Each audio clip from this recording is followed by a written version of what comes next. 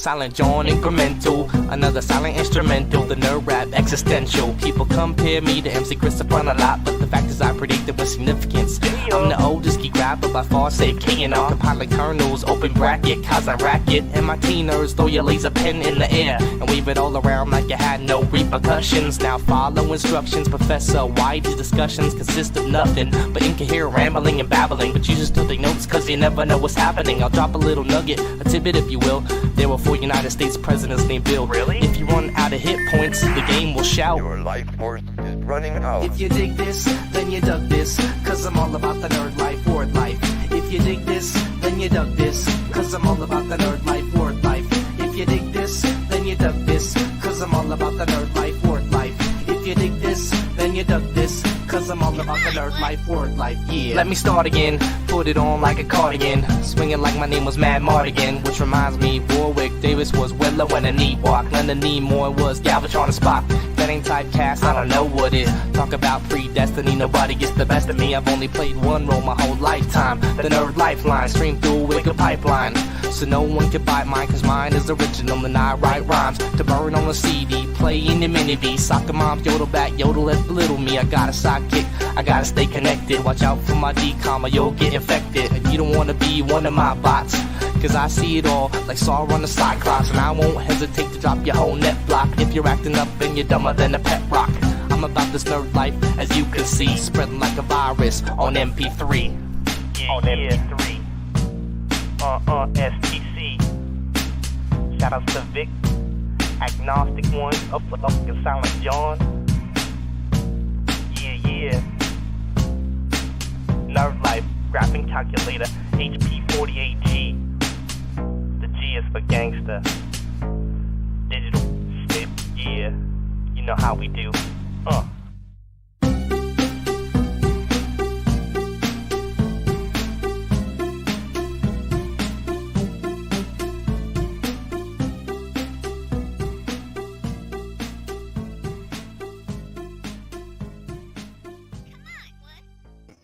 What's up, meatbags? It's the stream that goes all night with the king of copyright, the often imitated, never duplicated Tony TGD. That was Dig Dug by YT Cracker, and I'm joined by 2 crackers, my man Bomberny TV from across the pond, and of course Carl from down south. What's up, gentlemen? Not much. Racist much? I gotta throw it in right at the beginning. I heard if you put it in at the beginning, YouTube doesn't demonetize you. Evil Knievel says no Avril Lavigne today. No, not today. We learned our lesson last week. And through the week about copyright. Well, we might get a little bit into that, but I already knew when I played the music last week, I already knew that we were going to probably get, tagged, hit with that copy strike. So it was no surprise. I knew what I was doing. But it's time for the intro. Bob, Carl, we got to hear about your week. Carl, you with us? Because I haven't heard anything from you.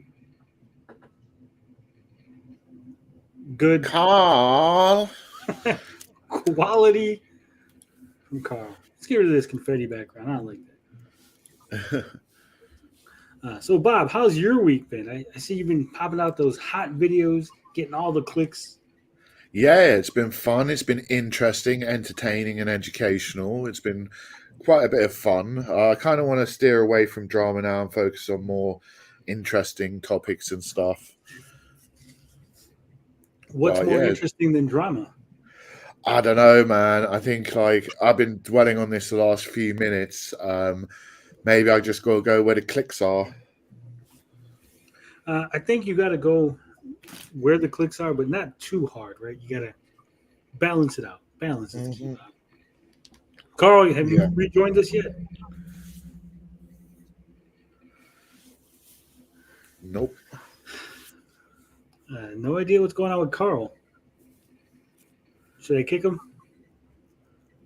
I'm going to kick him. Oh. Well, I guess I will just talk about my week. Because much like Bob's week, my week has been interesting.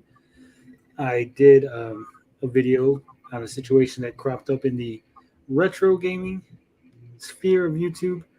Now, I'm not a retro gamer. I'm not a retro gaming channel. But it was interesting enough story that I figured, let me put my 2 cents in. Let me do a little digging. And of course, I was bombarded with lots of criticism, lots of harsh words. Did you experience that yourself, Bob? Oh, certainly, certainly. And it was funny because one of these people, I'm not going to name names because we don't do that here, but one of the people that was really insistent that I was wrong, that I had read the situation wrong, eventually turned around and DM'd me to let me know that, in fact, he was wrong. And I, once again, was correct. Mm.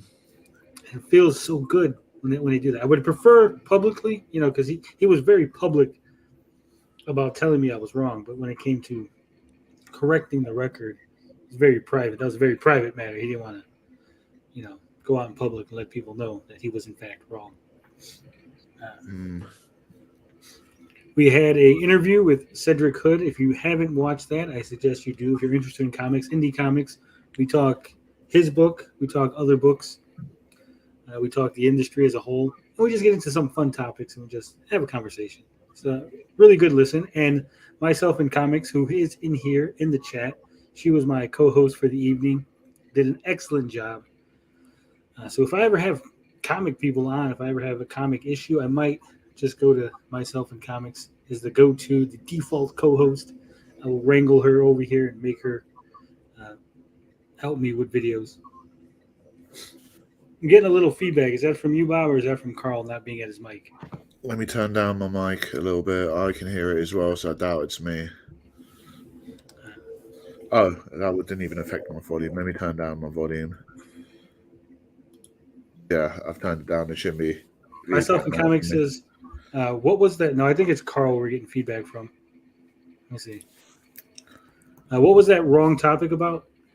Well, somebody had made a video. Like I said, I'm not going to name names. It's already, but somebody made a video, and then a year out, somebody flagged the video for a DMCA strike because they used a photograph in their video. The photograph had nothing to do with the topic of the video. It had nothing to do with these things that they said in the video. It was just a photograph of an individual that they used that individual's name in the video, so they put a photograph. But what they didn't realize is that photograph was, in fact, copyrighted. It was a photo that was licensed to the New York Times via Getty Images. And the people that had done it, they were in the UK. The photographer was in the UK. So it falls under UK's fair dealings, not US fair use. So long story short, me, Bob, and several other people were 100% correct in our assessment that it was not, in fact, fair dealings and that they should have just paid the £470 that they were crying about. Or come to an arrangement to settle the case and pay the money or negotiate a way to recompensate the photographer. Yeah. So, like I said, eventually some people came to the realization that we were correct and they privately let me know that. Now, one individual, Bob, I'm not going to name any names, but it's a pretty big YouTuber. He also has. Sorry about that. All right, I had a family emergency. Okay. I'm glad you're back. We'll get to you in a minute, but one of these bigger YouTubers actually did a live stream, and they were going to EFAP on Bob's video, and then they decided that they were going to EFAP on my video, and shit broke down, and eventually he was very triggered by the fact that I was in the chat. Lots of things were said, but unfortunately we can't watch that. We were going to watch that video on the after show, but it's been lost in a boating accident, Bob. It's nowhere to be found. Yeah. So I also, this week, I was on Variety Entertainment Content, or is it Variety Content Entertainment? He used to be Master Swag King, so we'll just call him Master Swag King. His channel, I was on there. We talked some craziness, so if you like that kind of just wacky, no holds barred approach to YouTube, over there, we make a lot of jokes, some things that I'd probably get canceled for, so please, no clips. Other than that, I did get on Mad Max's show a couple times. I broke my promise of just going once a month. but I'll try to do better. You like Dennis? Have nothing wrong with that. How's your week been, Carl?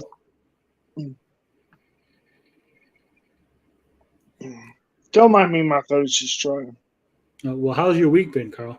Oh, pretty good. Been playing games, and that's about it. Any games in particular you've been playing? Fallout New Vegas. You just love Fallout, don't you? Well, I kind of have a Fallout saved my shitty day for me one summer ago. So You're not going to give us details. You're just going to give us that. I can tell you the story if you want. Yeah, you don't just start a story. You got to go all in, Carl. Okay, so this is several summers ago, about the time when I was on various consoles, and this is during the days of Fallout 2, and that's actually the game that got me hooked into Fallout. And a certain group, which I won't speak of, but they rented an entire amusement park, and I had the season pass. And let me tell you, it's like 30 minutes or an hour away. So this is serious time we are going to dedicate. So, and I was feeling all down, and we went to the closest thing, the mall, and there I found Fallout 2. You pimp your spouse, get a new ride, and had all this other stuff. And that's what got me interested in the franchise. I swear it's the best description for any video game I've ever seen. Sounds lovely, Carl. See, we got some new people in the chat. Hey, folks. Bob, you got anything else to say before we say hi to the chat? No, not really. Just hello, chat. All right. So let's see who we got in the chat tonight. We got Little Movie Perp. He was the first one here. He beat all you regulars. New face. Beat all the regulars. Very disappointed in you guys. Ghost 3D. MIDI Music Forever Film Watcher. Evil Knievel. StreamElements bot. Love it. Chappie McChapster. E King. Max Lenarts. Myself in Comics. We got just another viewer. Ghost 3D, or is it Ghosted? Not sure. I don't know. 56K warning. Sliding in. Don't forget Darius. Yeah, he's here too. He's watching. Of course. Incognito. All right. So Little Movie Perp says, why do you want to stay away from that show? It's good promotion. Example brought me here. You're new here. Last week I was discussing that being on Max's show, I love it. Fantastic. I always have a good time.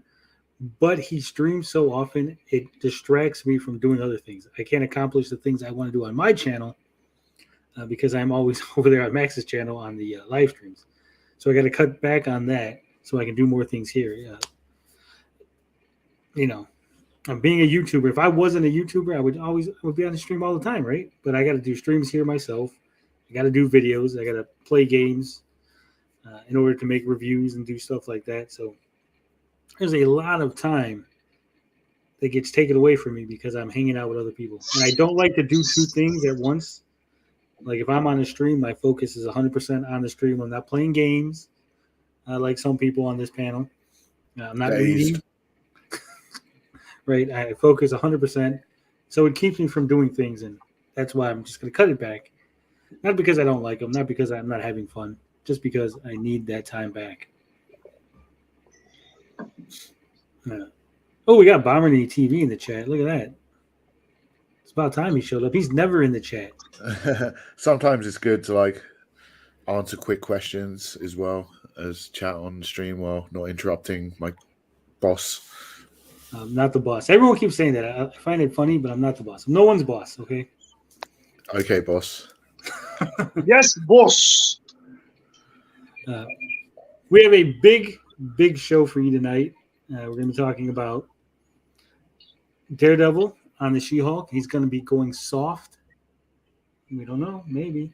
We got Stadia news, top 10 most played Steam games, a new Friday the 13th being teased, Sony blocking Xbox games from going on Gamepass, a new Hulk solo film could be on the way. Of course, we're going to talk a little bit about Amico.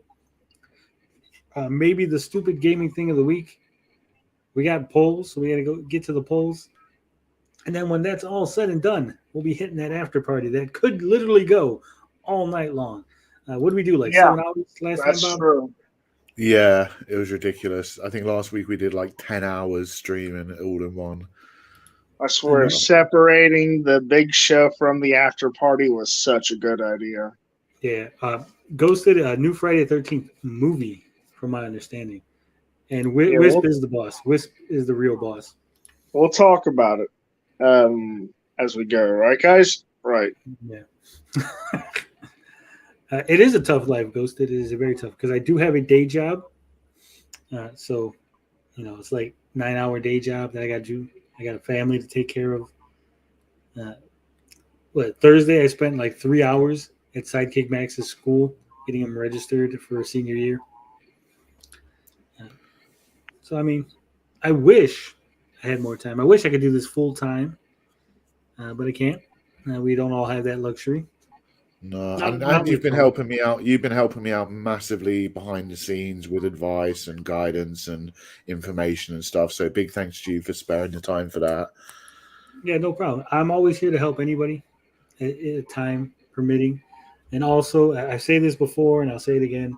If you got a small channel or a bigger channel or just a channel, if you just want to pop in and say, hey, I'd love to talk games on the show. I'd love to do something, help you guys out. Let me be in a video. We could work something out. Like I said, I had Myself in Comics on here the other day, helping me do the interview because I know she's a real big indie comics fan. I had an indie comic guy, so I said, hey, let me hit her up because this is her area of expertise. She deserves more viewers. Let me give her a little exposure, the little bit that I could provide. Carl, I swear to God, I'm getting feedback from you. Hold on. It's just like a little bit. I could hear like a brr, after I talk. There is a parody. I seen it. I seen the video. I know what you're talking about. Yeah, it's going to be fantastic. I'm not totally a helper. I'm not 100% altruistic. I do appreciate people with more knowledge on a particular subject to be here to help me out. Also, right? It's a back and forth. It's a mutual. Beneficial arrangement.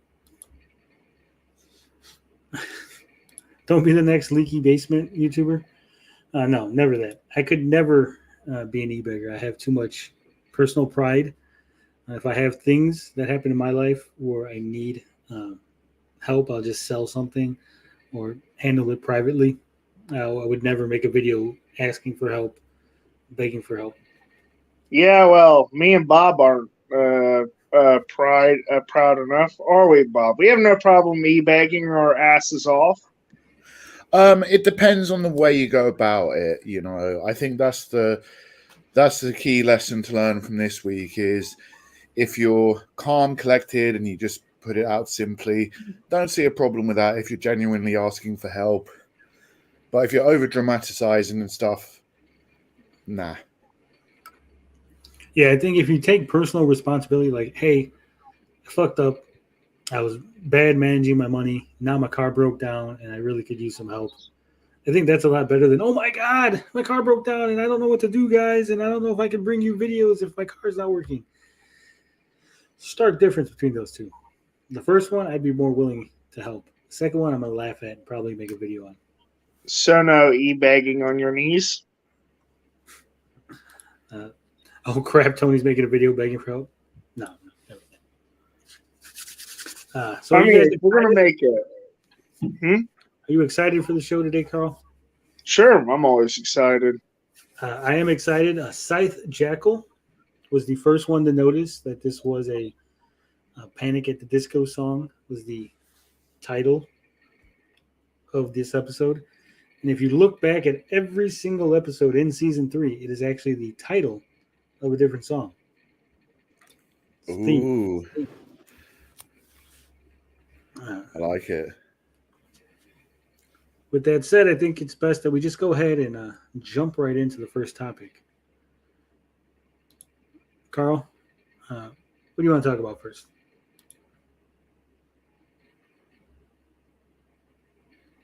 You decide. Oh, by the way, Carl, your video, what the hell was it? Which was the Thundercats one?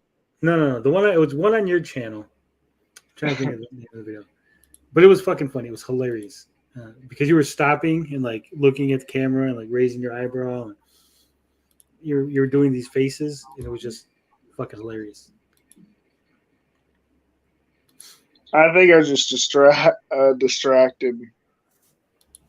Well, whatever it was, it worked because you're like doing that like stern face. You're like, I wouldn't do that. I mean, like, Yeah. like a stern look. I was like, oh my god, it was just perfect. It just fit so well.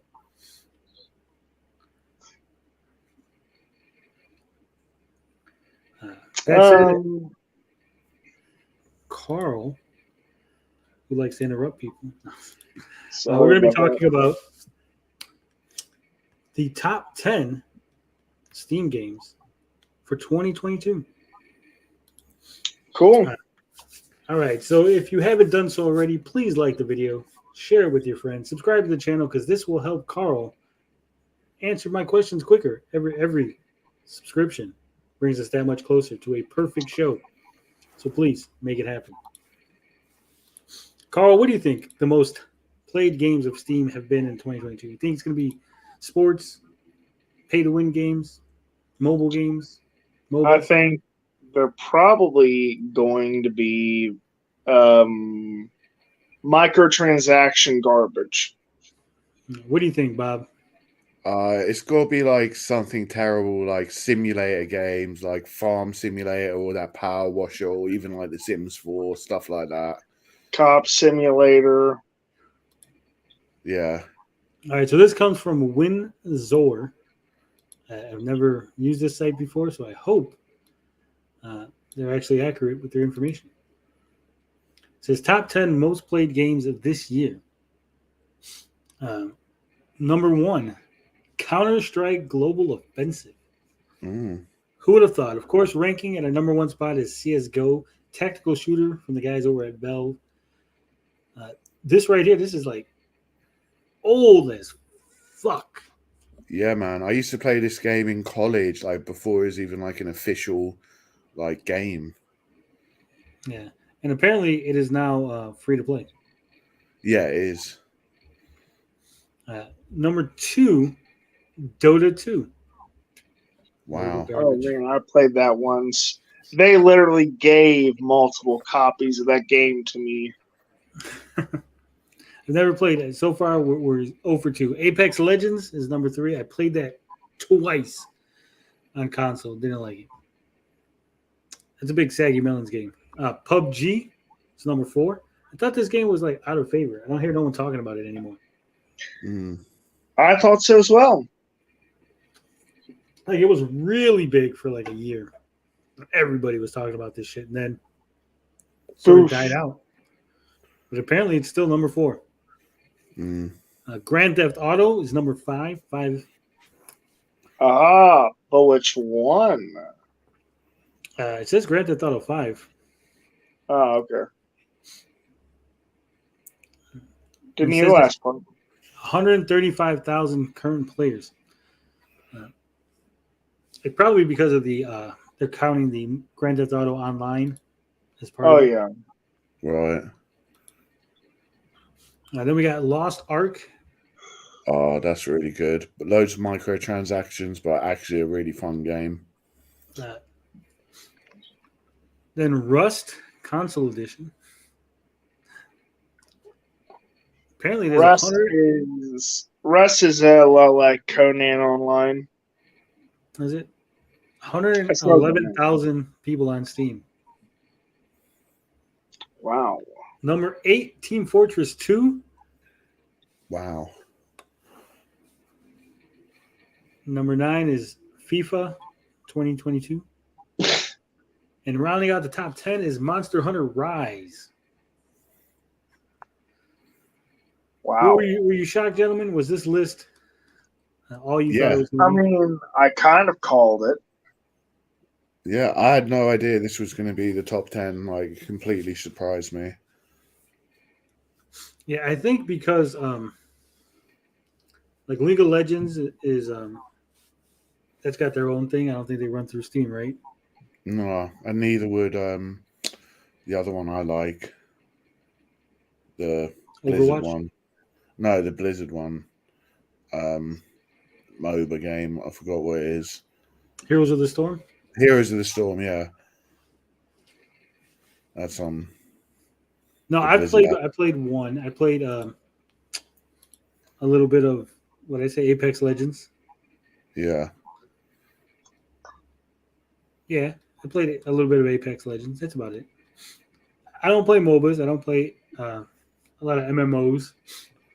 I didn't play Counter-Strike Global Offensive. I've played a little bit of CSGO. Like, I'm building a PC soon, so that's one of the games I want to play. What about you, Carl? Have you played any of these games? I play Dota. I don't really play free games, at least not these days. Mm.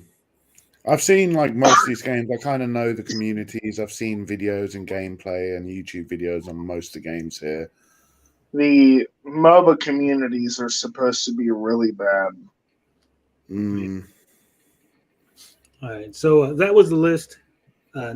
Very shocking. I didn't think all these older games were going to be on there. I am still getting a little bit of feedback. We're going to try to take care of that. Yeah, let me know in the comments if you've played these games. What you think?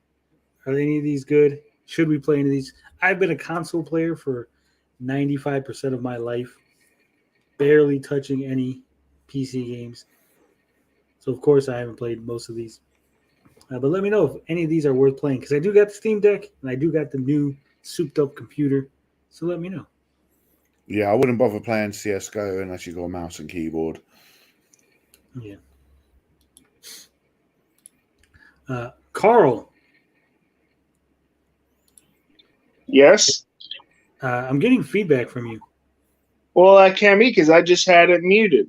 Right, and there was no feedback, and then when you unmuted, it's back.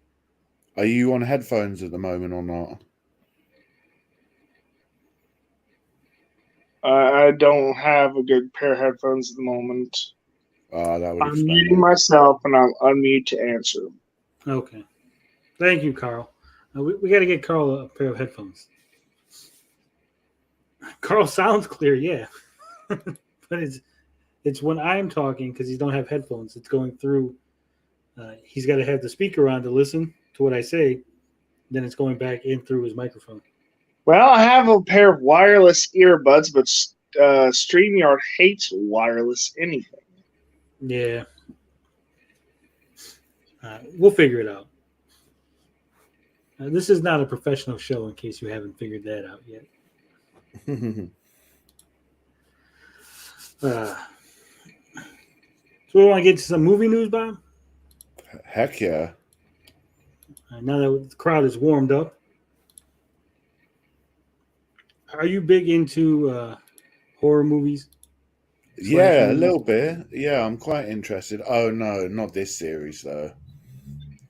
I used to watch this kind of stuff all the time as a kid, and for one reason, porn. It was the best place to see naked girls. Well, not the best. I mean, it was Well, a place, but I mean, you could better. convince your parents to rent you the slasher flicks, and 9 out of 10 times, somebody's getting naked. Speaking of that, before we even talk about the new Friday the 13th, Carl has reminded me of a great story from my youth. I had to be about 13 years old. It was my cousin's birthday. They rounded up all the cousins. We were all going to sleep over at my cousin's house. And his mom took us to go get movies, right? We're going to go rent movies, have a big movie night, eat pizza. I think it was like 6 of us. all young boys around the same age. And his mom sees a movie with a guy on the cover with a nice guitar with a drill. And she's like, oh, yes, I'm going to get a slasher flick for these guys, right? Do you know what movie that was, gentlemen? It wasn't Tetsuo the Body Hammer, was it? No. Do you know what movie it was, Carl?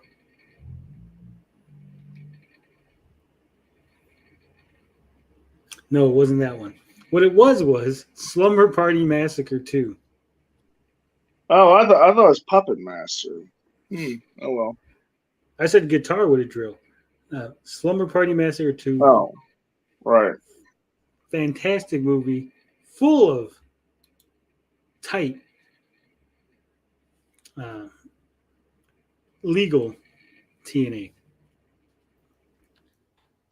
Nice. If you've never seen it, I recommend it. Very funny. It's not even a slasher. It's more of a comedy. Right. It's almost like Leprechaun. similar. Now, let me see if I can get the cover. Since we are talking about the movie, it is fair use to show the cover. So you can see exactly what it was that my aunt thought was appropriate for 13-year-old boys to watch. Nice. I could see that. Great movie. Like I said, it is very silly. He's got a guitar that has a drill and he kills people with it. Oh, that's lame. And he's in a leather jacket with his hair all greased up like a greaser. Fantastic movie. Fantastic. But we're not talking about Slumber Party Massacre. We're talking about Friday the 13th. And there could be a new one on the way. Oh, man. Jason This X comes- was perfect. You like Jason X? Hell yeah, I like Jason. It's a great movie. Yeah, I think that's the only Friday the 13th movie I can actually enjoy. I think Friday the 13th 2 is the pinnacle. Because the first one obviously doesn't even have Jason in it, right? Right. And it was his mother. And by Friday the 13th, by Jason X, that was just silliness all around. Yeah, it was good old camp. I know, fun. that's I loved it. the best part. All the silly sci-fi moments. Yeah, it did take Jason in itself. space. It didn't take itself seriously. It was very tongue in cheek. Some Yeah. good kills. Yeah. I didn't like the whole sci-fi where like Jason regenerates and they're trying to like look into his DNA to figure out what's going on with him. And, build a super soldier. My second favorite was Jason Goes to New York. No, it's Manhattan. Right. New York, Manhattan, the same damn place. Ooh, don't tell them that, Carl. It's like a few countries I can mention. You know, they're the same kind of place. Film Watcher, he says that pick is from Freddy versus Jason. I didn't even realize that. Freddy versus Jason was kind of a. I didn't like Freddy versus Jason. That was kind of stupid. I do want to see at some point Jason Goes to Hell. I think Freddy versus Michael Myers would have been a lot better. Ooh, that'd be a good one. They're I the love same Freddy versus kind Jason. of character. Yeah, that's why. Jason They're and the Titanic. yeah. They're basically on equal ground. That'd be a great movie. All right, so this was published by Bloody Disgusting and written by John Squires. He says there's now been a full 13 years, wow, since the release of the last Friday the 13th movie, with the franchise trapped in a messy legal battle ever since. You can read all about those legal issues right here. We won't. But the basic gist is that Sean Cunningham, the original movie's director, and Victor Miller, the original movie's writer, have been fighting over who gets control of what. Long story So- short, nothing had happened until the two parties agreed to work together. But perhaps they have, as producer Roy Lee has provided us with this interesting tease this week. Speaking with Bloody Disgusting's The Boo Crew podcast, the powerhouse producer of hit horror films including The Ring, Poltergeist, Blair Witch, It, and the upcoming Barbarian, indicated that a return to Crystal Lake is imminent, with news on the Friday the 13th front coming very soon. Oh, we've heard this very soon talk. I got a question here. What's up? Now, when I say it, are you talking about the remake or the classic one? The remake, 2017. Oh my gosh, it's going to be a disaster. The guy's just the producer, Carl. He's not the writer for it. Okay, well, maybe I'm wrong. Film Watcher says, do they even do verse movies these days? Not really. I mean, unless you count like a Marvel movie or something. But they really, Superman versus Batman. That was a verse movie. Martha. What was it? Godzilla versus Kong? Yeah. I think Godzilla versus Kong was probably better to see than all the other examples. All right, so it says Roy Lee tells the Boo Crew in an exclusive chat that one is something that I would love to talk about. You may be hearing something by the year's end on that front. As you may recall, Bloody Disgusting had reported Roy Lee's involvement in the Friday the 13th franchise way back in 2018, with Lee and Doug Davison's Vertigo Entertainment attached to produce an iteration of the franchise that was also set to be produced by LeBron James and his Spring Hill Entertainment. Wow. Jason's going woke. Has Vertigo managed to make some magic happen? It was back in 2018 that a judge ruled Victor Miller owns the rights to the original Friday the 13th screenplay in the United States, a decision Cunningham has failed to overturn in the years that have followed. Cunningham, however, owns the character of adult Jason Voorhees, introduced in later sequels, so the two eventually will have to work together on this one. I don't think so. I mean, if Cunningham owns adult Jason, right? Couldn't they just make movies with a new premise? Oh, totally. Like just like redo his origin. Yeah, absolutely. They could, not have adult Jason as, he was depicted all those years ago. No. Cunningham owns adult Jason. The other guy owns the original Friday the 13th, which doesn't have Jason, right? Okay, I see what you mean. Yeah, so I'm just thinking that I would assume that Cunningham would be able to have an adult Jason as long as they don't reference the first movie. I mean, because everybody knows, right? So it doesn't really matter. You don't even need to reference it. Everyone just knows what his origin is. It's like the gallbladder of movies. It gets removed, you're still okay. Yeah. All right. Says otherwise, major elements of the franchise will have to be split between the two parties for any future projects, which sounds like too much of a mess to actually be all that viable. In any event, we'll report more on this when we learn it. Something is coming. We got a picture of Jason. So what do you think? You guys, you're not interested in a new Jason movie? Personally, no. Good No. article, though. Slasher movies don't hold up in this day and age. Oof. You don't think a new Jason would be good?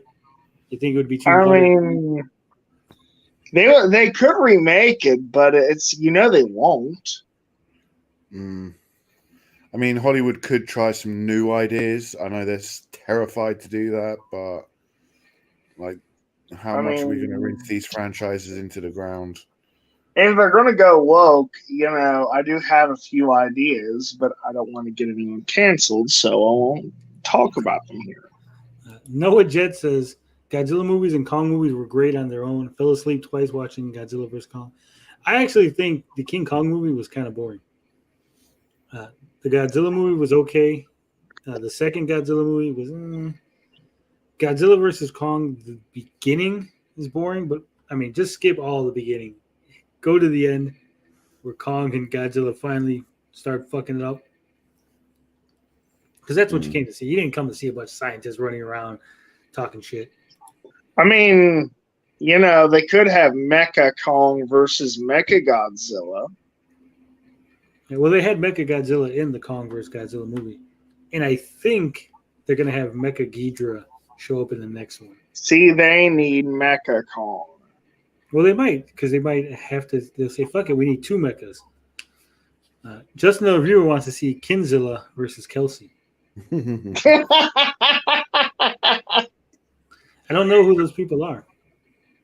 Okay, so Kinzilla is this fluffy chick who likes to collect video games, and she does beer reviews.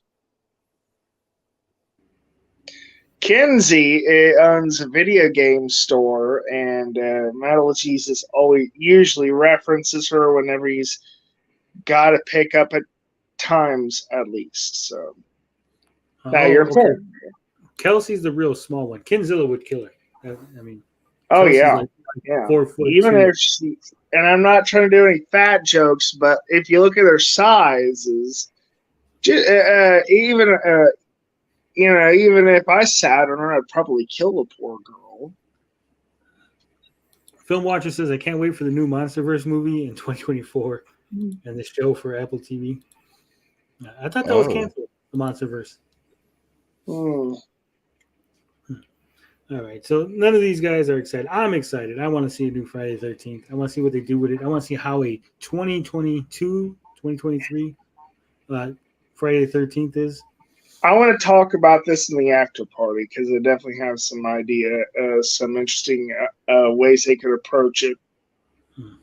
So if you want to hear Carl's craziness, you got to be here for the after party. Yeah.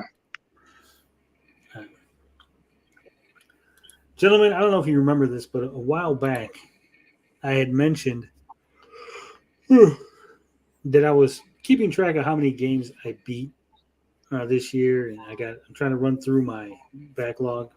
Yeah. How many games do you think I've finished in 2022? Less than 100. Oh yeah, less than 100. Yeah. 36, Carl. I finished 36 games this year. That's sweet. So far. That's not bad, honestly. You guys should do Fuck, Marry, Kill Tony, Bob, and Carl.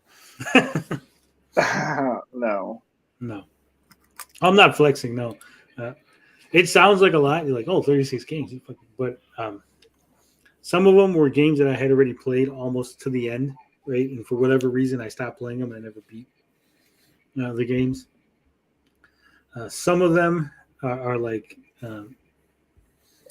Street Fighter. Like I've never played Street Fighter 3 or Second Strike. So I went ahead and I have them part of the compilation. So I beat like a bunch of Street Fighter games, a bunch of King of Fighters. So it's not as impressive as it sounds on paper. No, it still counts though. They're still games. It does count. I saw the ending. That's all that matters. Mm-hmm. Which, by the way, since you're probably going to end up doing Yakuza 0, I do got a hint. Just play through the story.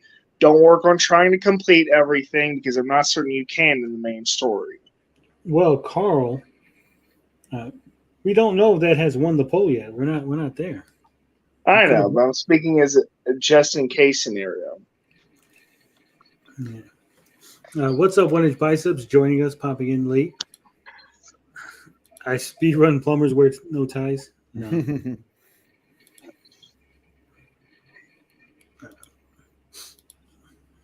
So I guess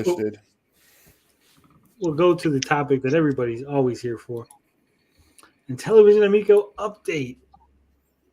Ooh, juicy. Ooh. So there's a couple of videos I want to show. But first off, I want to let everybody know that I did get 100% confirmation that those leaked documents were in fact real. Cool. So anybody who was wondering, anyone who was thinking, they might have faked them or this was some sort of prank. I know that was going around that people thought maybe it was an elaborate troll. Nope. It was exactly what it was.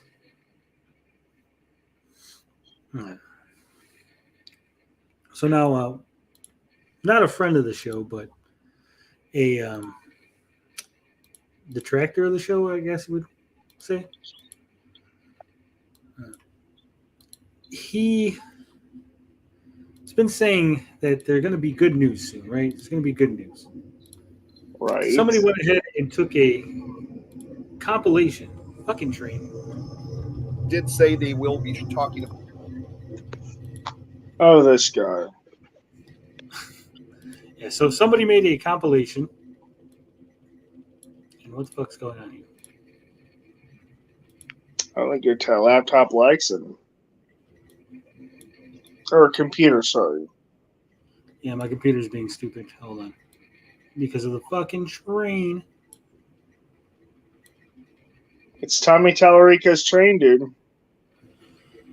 Yeah, it probably is. But anyway, so somebody made a compilation of all the times DJC said there was going to be good news. So we're going to take a look at it and see how it holds up.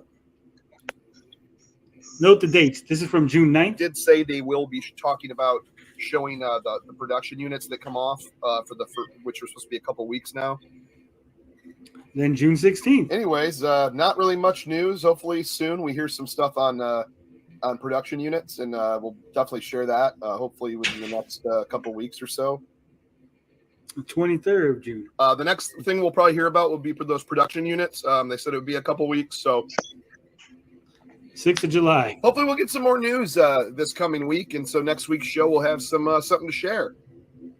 20th of July. But I think a lot of good things are going to be happening in the next month. I guarantee. I don't guarantee it, but I guarantee it. Screw it. He's faltering. 27th of July. They're 100% focused on that right now, and I think like Phil said in that email, I think we're going to see that hopefully this month or beginning of next month. Beginning of next month. The final August production 4th. are these first 20 plus units that are getting shipped out. I'm thinking those ones would be within a month or so, or sometime this month. 10th of August. I'm really hoping within this month we hear something.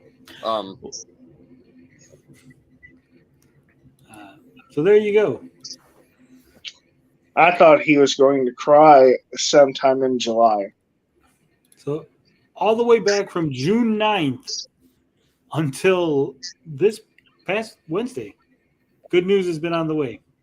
I hope the poor guy doesn't have a nervous breakdown. This was made by Emilio Estevez's Stash. That's his Twitter or his Reddit account. I don't know who it is behind the account. But I think that really puts into focus exactly the desperation and the willingness to just go ahead and cope week after week. You can tell that he's faltering gradually. I mean, there's being positive and supporting a company, and then there's just being plain damn delusional. It's not that bothers me. It's the fact that he hides who he really is behind his channel because he thinks no one is going to find out. That's what bothers me the most. All right, and somebody, again, I don't know who this person was, but somebody has dug up more information on Tommy's, Hall of Fame Yankees performances. Right. So I think we benefit from taking a look at this.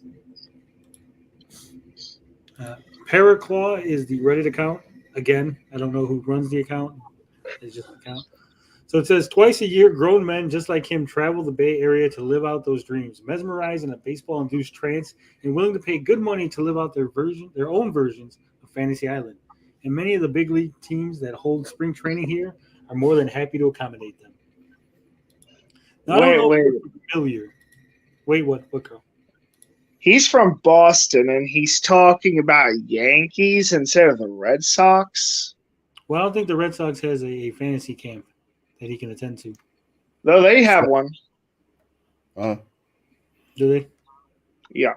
As far as I know, they do have one.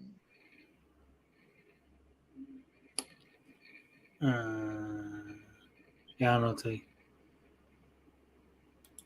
But I do know that if you listen to old Tommy Tallarico interviews about the Amico, you might find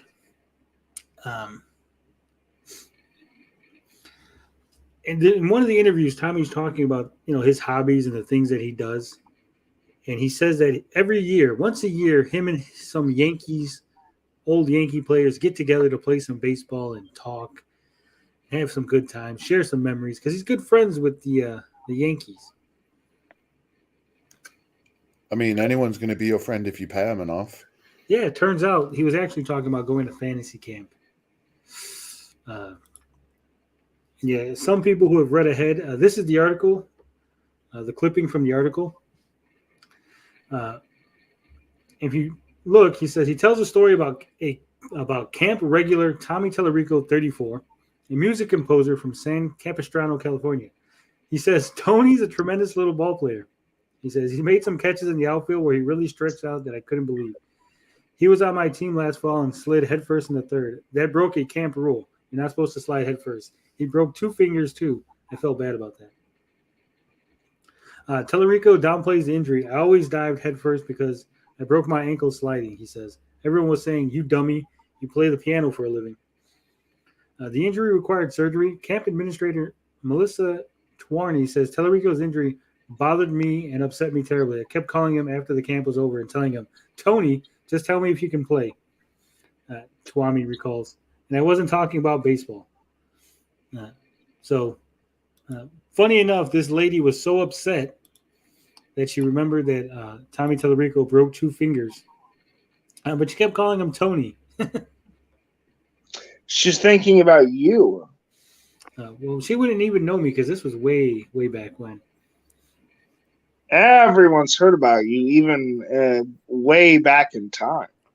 Yeah, your influence is so important. It ripples backwards through time. Yeah. Tony Tallarico, now it makes sense, yeah. If you watch a Turbo Joe interview with Tommy Tallarico, Tommy actually calls Turbo Joe Tony through the whole interview. See? Coincidence, He gentlemen? broke the important fingers, so his wife's not happy. Maybe that's why he can't play the guitar anymore, because he broke his fingers. That's a good point. Maybe that was the end of his music career. No more Tommy Tallarico. Damn. I mean, maybe that's like for the best. No, sorry. Oh, that's dark. He'll have to find some other way to pleasure his wife. Whoa, come on now. Keep it above board. Sorry.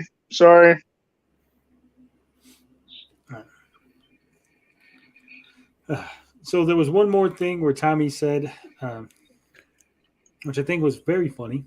So we'll go ahead and highlight this. Gator Rouge shared it on Reddit, but I believe he got it from EZG off of Discord. Says, Right.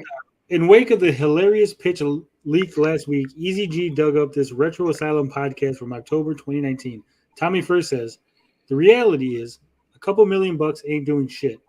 When a company like Atari says $3 million isn't this great, it's like, yeah, you're about 27 million short. Note that the investment pitch was for 30 million. Then he says, a truly great idea, a big idea like this, if you have a great idea and you believe in it and you can show it, then that's when you go to venture capitalists and investment bankers. These are smart money people. Since the date of this podcast, those smart money people sure have spoken. According to the SEC filings, the television's total external private investment haul from the end of 2019 to the start of 2022 was $411,000 in equity and 1.6 in convertible notes at 5% interest. 28 million short from the smart money people, according to Tommy. At that point, any sensible person would have switched gears, drastically reduced scope and expectations. He also says that in that interview that he sees Amico being on the same level as Nintendo, Sony, and Xbox, and just released a modest retro gaming system. But Tommy doubled down and preyed on unsophisticated investors instead. So way back in 2019, Tommy was already saying that they needed 30 million. 30. And he didn't. He fell short. He fell about 28 million short on that goal. I think he'd have needed more than that. You think so? I don't think. I mean, if they released something that was just a small little box. The way this guy's imagination works, no way. He needed more money than that. Yeah, for the ambition that they had. Yeah.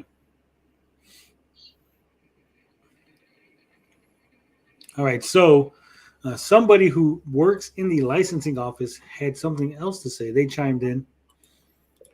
I don't think that there's any proof. So we're going to take this guy at his word, right? This is a new account. It's only been active for 11 days on Reddit. So take that for what it is, obviously, right? I can't prove whether or not this guy actually works in the licensing office. But that is the claim he's making. So let's entertain this real quick. Mm-hmm. Okay, it says licensed games, another reason why Tommy lose so much money. It says, I work with a lot of licensing in my office, and let me explain to you all why Tommy was a fucking idiot like the rest of the Amico crew. When you buy a license for an IP to make a product, you have about a year to 18 months to use it, make your product, and sell it for that amount of time. Not only that, you have to pay a fee for every unit of the product you sell. Between 8 and 15% is the norm. So for that to happen, you need to show a business plan to the IP holder, show them how you expect to sell, for example, 50,000 games, and if they accept, you have the IP. First, you have to pay the entrance fee for the rights, for example, 100,000 USD, and in a year, you have to pay the fee you promised in the business plan. Let me give an example of how Tommy throw to the trash so much money. I think this guy is in a English first language. The Hot Wheels IP costs 100,000 USD. Amico expected to sell 100,000 units of the game in a year. The fee was 10%. This is a random number, but all you have the idea. Intellivision buys some license, and they had to pay in 2021 or 2022, regardless of the sales. The reason this can't be known so easy is for two reasons. One, they can easily enter an operative cost. Two, because they involve a third-party company, need to have the audit first. Intellivision really loved to burn cash. Using licensing before working products was suicide, even with a working Amico. Just the delay of April 2021 makes them lose 6 months of total sales. It was beyond stupid what happened, and I'm pretty sure they lost at least 500,000 in licensing alone. The fact they have so many advisors and nobody told them it was a terrible idea speaks a lot of the staff. I think this goes all the way back to my theory that it was never about making Amicos and selling them. It was always about trying to hook a bigger company into taking over the project and buying them out. Because Tommy bought all those licenses, and like this guy is saying, you got to pay for the license, and then you negotiate a fee of how much money they can expect to make from the license, and I guess you have to pay that regardless. So if you never make a game, you still have to pay them money for basically wasting their time, holding the license hostage. I think from the document we looked at last week and our favorite supporters, Pat and Ian, looking at the documents as well, the end page says it all, that they were to confirm your theory that it does seem like they were banking on selling out and throwing down like before releasing the console. So I think that makes it pretty apparent, in my opinion, that it was a scam from day one. Do you think that the person in question was Bavarian? It could have been. That person could have been a Bavarian. It's a very interesting theory, Carl. That could explain the broken English. We know that there's leaks coming out of the woodwork. Just people are like now willing to talk. I guess NDAs are starting to fizzle out. People are no longer afraid of Tommy's litigious nature. I have a feeling we're going to hear some pretty damning things in the next year and a half. I'm not going to say the next month. I'm not going to be DJC and be like, guys, next month, big news. But I think within a year, we'll have some more developers and stuff coming out, telling stories. Do you guys anything else to talk about, Amico? Anything else that we need to discuss? Well, I am going to go the route of DJC and say we're going to hear from from everything Amico tomorrow. Tomorrow. Yeah, as I've said a few times, like I feel this is a story. Unfortunately, that's going to be dragged out for many years, and it's at least it's going to be going on until next year, maybe the year beyond. Like this isn't over by a long shot. Well, hopefully it dies down because I don't necessarily want to cover it each and every week. And we got other things, more important things to cover than the Amico. I wish Tommy would just come out, lay it all bare, say, here it is. Here's what happened. Rab did say it doesn't look good. Yeah. And I think I got one more thing that I'm going to show. It's a very special leaked video exclusive to the channel. You excited? Very. Indubitably. We did see there was some pictures. I think we're gonna talk about the pictures real quick first, because this will set the context of what we're talking about here. But soccer, in television soccer, some pictures had leaked out. I'm not sure where the pictures came from. But we'll put them up on the screen so you guys can see them, because this is going to set the context. Because I need you to pay very close attention. You see this here? Right. Yeah. Okay, now you see this weird sort of orangey thing here that I'm pointing at? I can't see a pointer where. All right, so let me see if I can zoom this in. Hold on. I'm going to stop sharing that one, and I'll share the zoomed in one.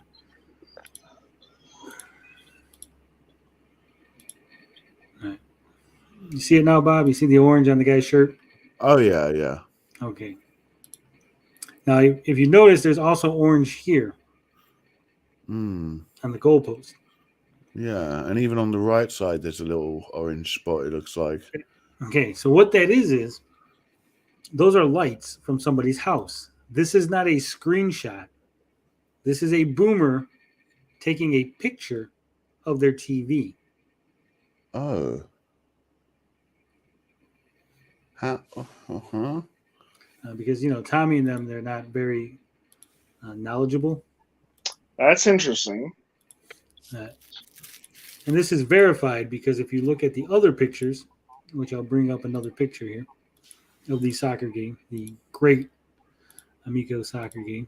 As you can see, the same orange lights, they're still spaced out in the same spots. Right.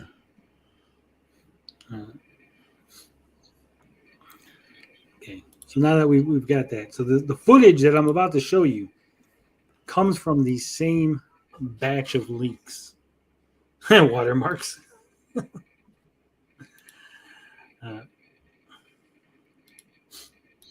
So I'm going to show you some footage here. I got to get it up. I got to make sure that I'm not doxing anybody. I want to dox my source. Damn it. Hold on. Fuck. You know what? I'll just download it real quick. Because if I don't download it, then the source will be doxed. And then you guys won't like that. All right. I'm so glad we got this really quick Computadora.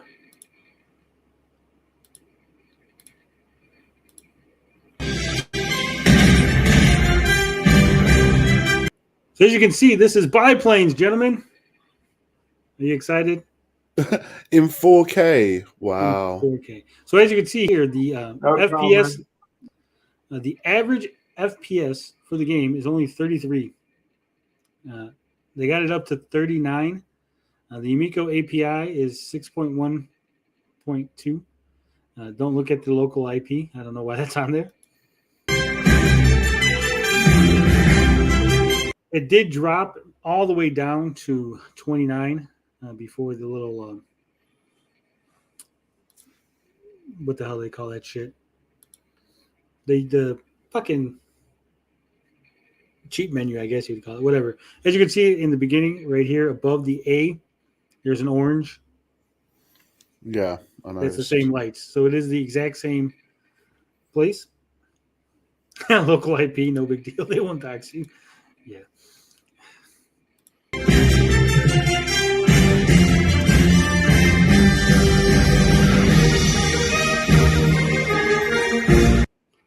So this, I'm guessing, was at least 2020. This footage came from. Now, if you notice, it says default name. They don't even have the names of the airplanes yet. And if we go back real quick to the beginning, where is it at? Okay, so it says right here, press any key to continue. Bob, Carl, do you see anything wrong with that?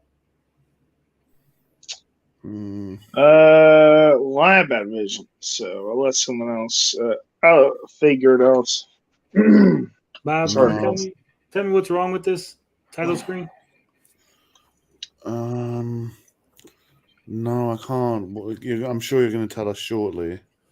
You're gonna come on. Press any key to continue.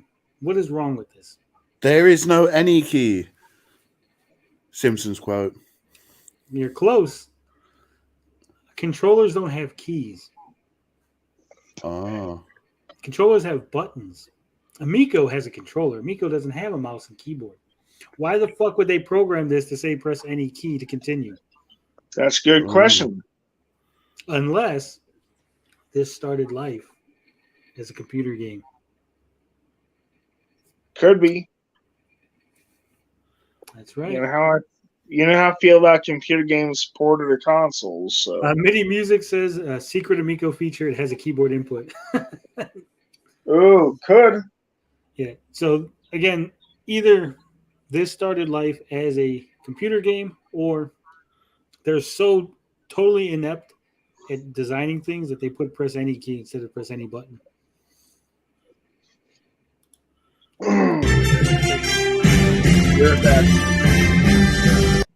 Hopefully I don't get DMCA'd for the music. I don't know where that music came from. I'm assuming it's the actual biplanes music and not just some music they added that they didn't license.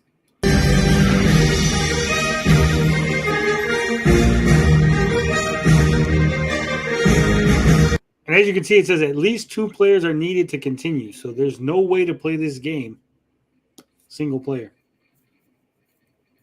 Apparently there's no AI so you can play against. At least not in this iteration of the game.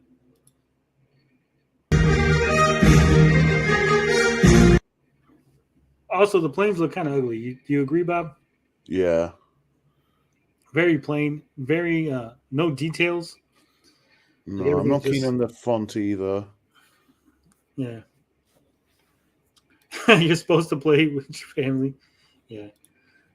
Chappie says it's the music from the movie Fury. Just placeholder text.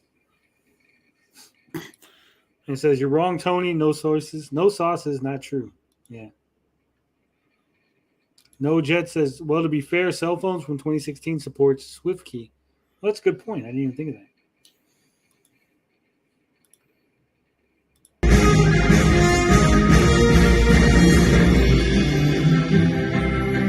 Also, that music is fucking loud.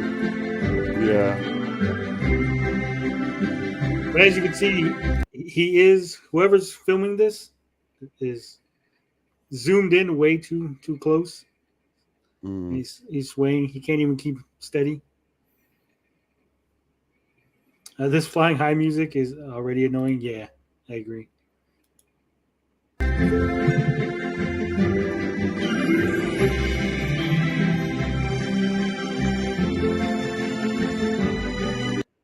So one thing you'll notice is they're showing a bunch of different airplanes, right? There's no stats. There's no nothing. What's the point of different airplanes? Why waste the time to give you different versions of the airplane if it has nothing, no purpose? Seems like a waste of resources. Also, I wouldn't be surprised if these airplane models were stolen from somewhere. Mm.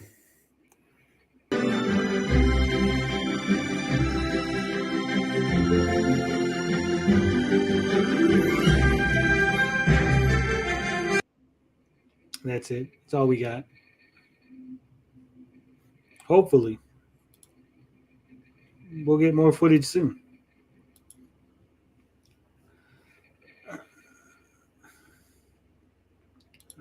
Chappie says, yeah, this music is like someone tried to copy Michael Giacchino, but they're psychotic. Yeah. I agree, 1 inch biceps. I do wish they would just say it's over. We can only hope. We can only hope.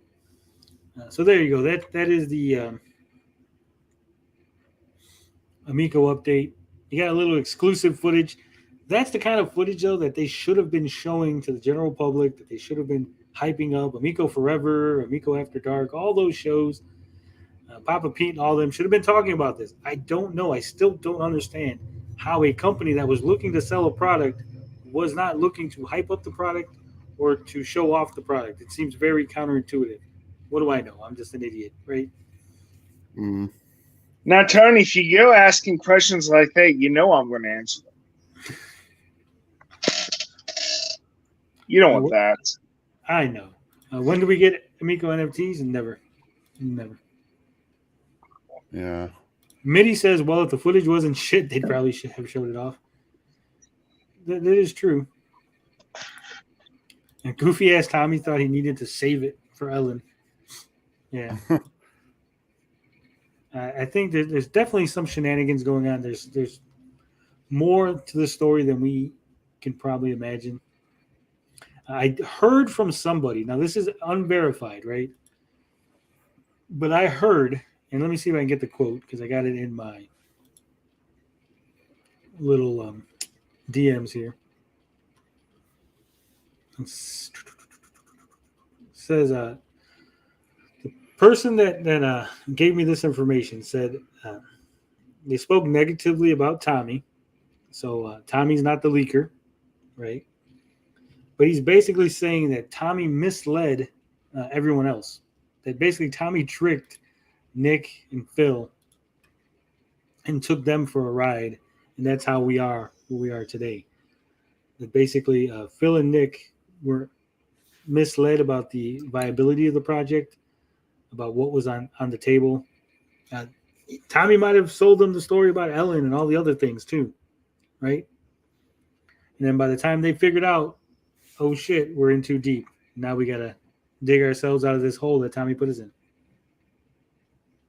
They did not say in what way Tommy misled them, but we're trying to get more information from the leaker. So that is an interesting theory. Yeah. Also, apparently, the 100,000. Remember, Tommy was always talking about that 100K purchase orders. Yeah. Mm-hmm. Apparently, there was an issue with that too. That it might not have been real. Really? Yeah. So that could have been the reason why the ARC deal fell through. Ooh. Because they needed to, make a secure commitment to produce units, and Tommy needed to show them that they had purchase orders. I think Tommy kept getting, emails like, yeah, when you got a product, we'll talk. Tommy, they love us. We're fucking going to be in all the Walmarts. We're going to be in all the fucking Best Buys. I think he was taking niceties and turning them into partnerships, like how he always does. Wasn't Nick the money man? Yeah, no chance. He didn't know. He was the money man, just another viewer. But he wasn't the face of the company. He wasn't going out there making the deals. And when Nick was brought in, I mean, he could have been lied to from the beginning. And that's why he jumped in. And then once you're in, you don't want to lose money. So now you're scrambling to try to fucking fix the mess that you've been put into, right? Yeah. I mean, if you're watching those murder shows, you're the people like that have no problem betraying their friends. So Yeah, we know Tommy lies constantly. Mm. So I wouldn't Well, put it past that Tommy pitched this to them with a pitch that was full of lies. Well, if they're going to be gullible enough to listen to Tommy, this is how I feel. And with that wow, said, Bob, that's cold. we're going to move on. Okay, let's move on. You know, if I was talking to Nick and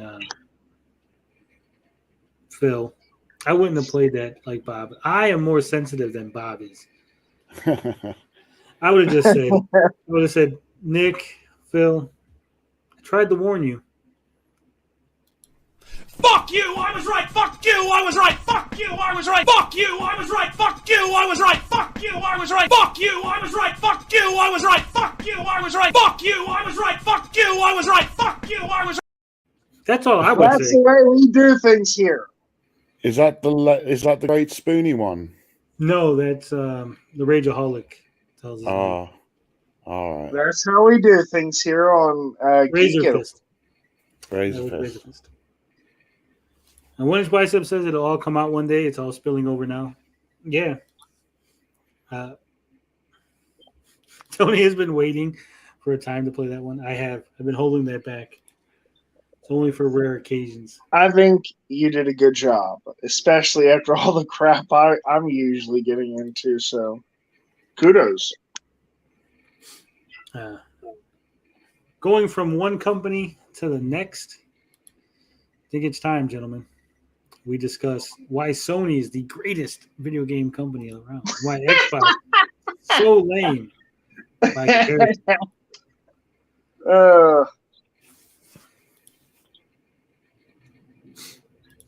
So it has recently come out that Sony might just be blocking games from appearing on the Xbox Game Pass. I mean, I'll tell you what I'm thinking. Well, I mean, we got to read the article, so go read the article and we'll talk about it, right? Yeah. But before we get into the article, I want to remind you, like the video, share it with your friends, and of course, subscribe to the channel because we are so close to 750. Remember, 750 was the goal that I set for the next congratulations, the next thank you video. And we're about 27 subs away from 750. So come on, guys. And if you want me to thank you guys, you got to subscribe to the channel. We're halfway there. Come on. More than halfway, Carl, because I set that goal at 500. At 500 subs, I said next thank you is at 750. So we're way more than halfway there. All right. We're almost there. Yeah. Living on an Amico prayer. And when we hit 1,000 subs, Bob and Carl are going to do a duet of Don't Go Breaking My Heart by Elton John. We'll even improvise. Yeah. All right. So this is courtesy of Eurogamer. Microsoft claims Sony pays developers blocking rights to keep games off Xbox Game Pass. As scrutiny of Activision Blizzard buyout continues. This is written by Matt Wales.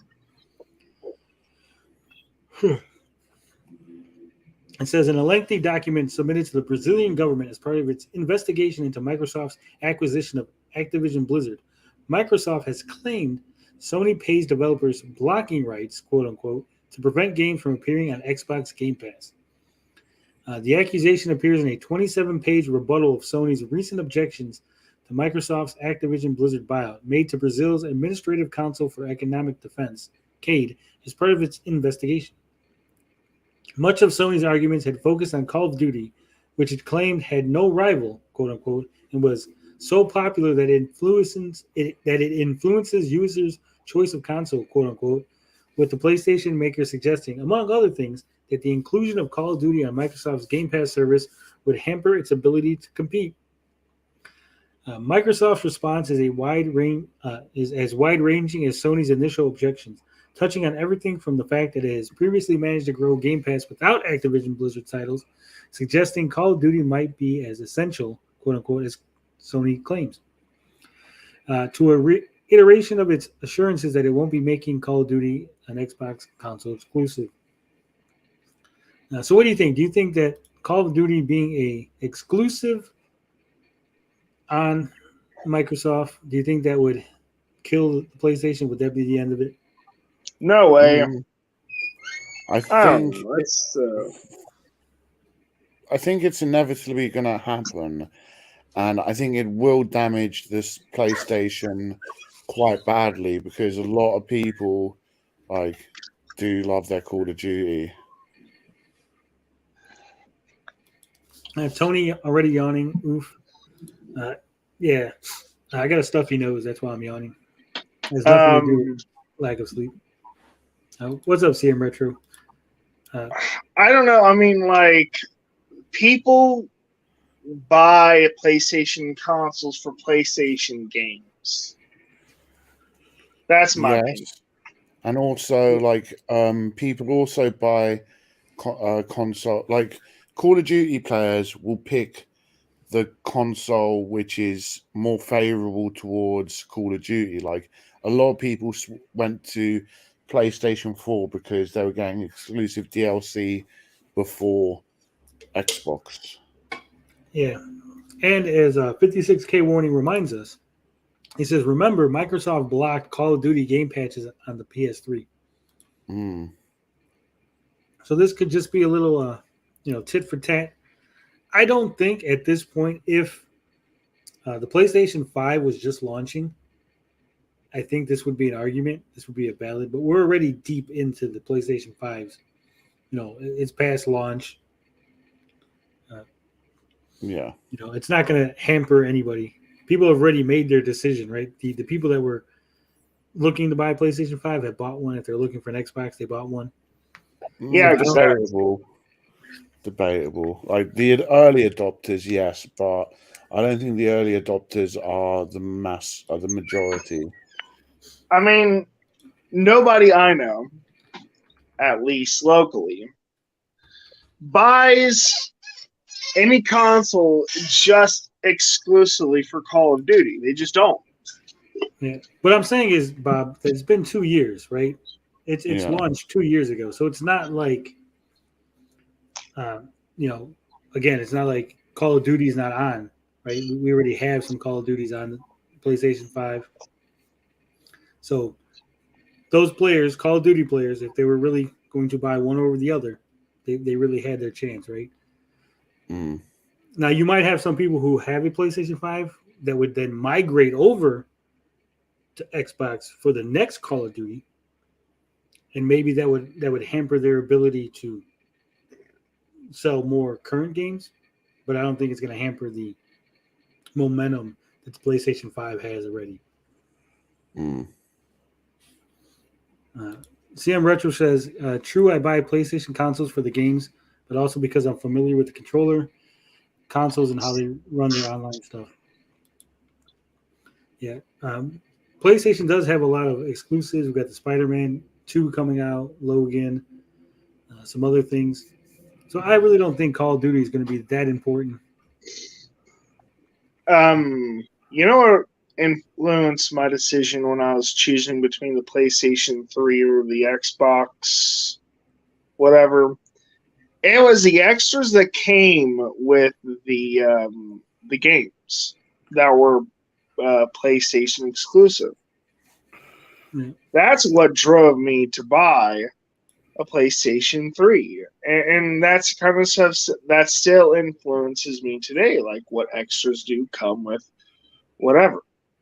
Mini Music says Microsoft will probably make Call of Duty exclusive just in time for the next console generation. And that could be an issue. That's a very interesting point. I like that.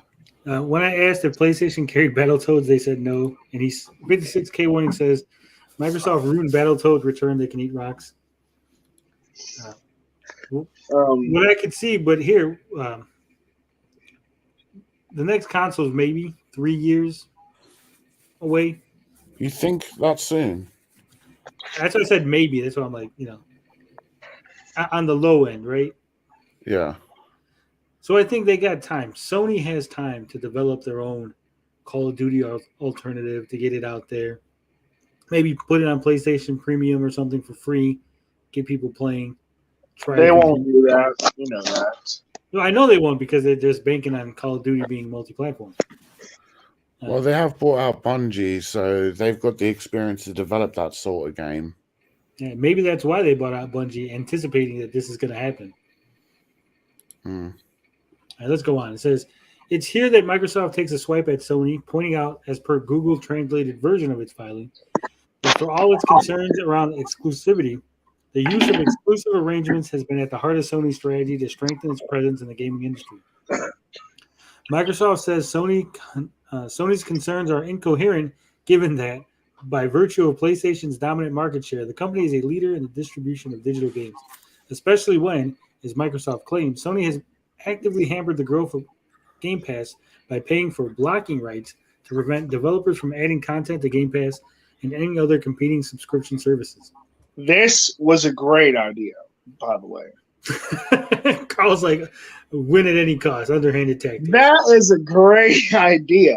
Go totally cutthroat. Yeah. That's what I like about Sony. Even though I think it may backfire on them, perhaps, but I like that. I like that initiative. It says, ultimately, argues Microsoft, Sony's fear isn't that the acquisition will hamper its ability to compete, but that Game Pass business model delivering high-quality content at low cost to players will threaten a market leadership, forged from a device-centric strategy and focused on exclusivity. The full document has plenty more in the way of rebuttals to Sony's claims, including Microsoft's note that out of all the major industry players to be canvassed by the Brazilian government on the acquisition, Sony was the only one to reject. And is well worth the read. That's pretty much it. So this is what I'm thinking, okay? I'm thinking that Sony prefers people to actually buy their games, not rent them. And that's why they probably made that move. Well, Sony doesn't have the money that Microsoft has. Well, that's true.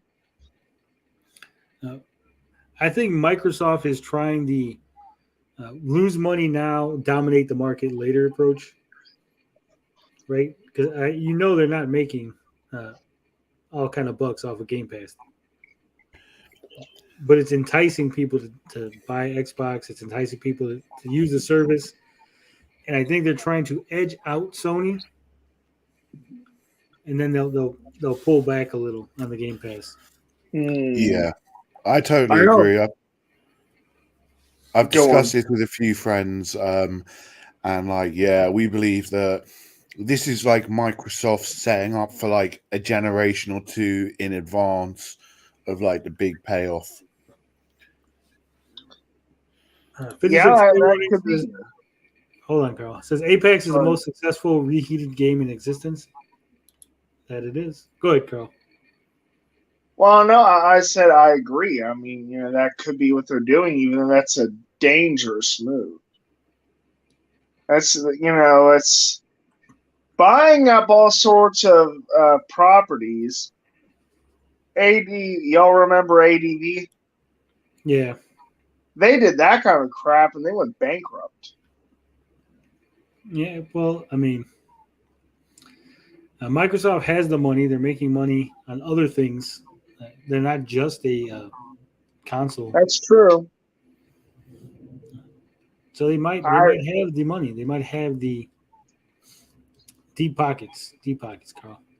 I remember hearing a rumor that Sony wasn't doing so well with their other stuff, that they're actually doing better with the PlayStation brand. Yeah, they took a beating on Morbius.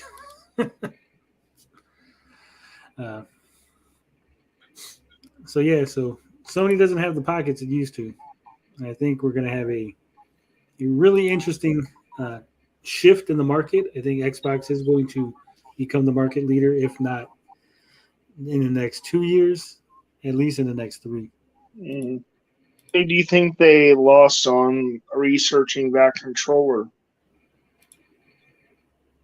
Who? Sony? Yeah. I don't think they lost anything research. The controller's awesome, but I just don't I think mean, anybody's utilizing it. how much do you think they spent on it? Is what I'm trying to say. Developing it. A lot. I couldn't even venture a guess. Maybe $500,000. Yeah. But 1inch agrees. Sony, the PlayStation 5 is a pretty sweet controller. Yeah. 1inch Bicep says, I don't get how Game Pass, how it's going to make more money than selling games. They're not. They're not going to make more. I have a feeling, like I said, once Microsoft starts cutting into the market and pulling ahead as the market leader, they're either going to pull back on how long you get to have the games, right, before they get cycled through the Game Pass, so that you can't beat them and you'll be more tempted to buy them after they cycle out, or you're going to get less of the big AAA titles. That's why I kind of like having the physical versions, because it definitely presents an opportunity for future proofing, at least to some extent.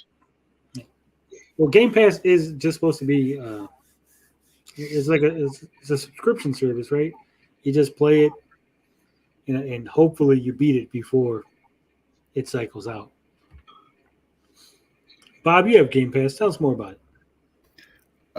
It's full of like shovelware games, which just to fill it up, really.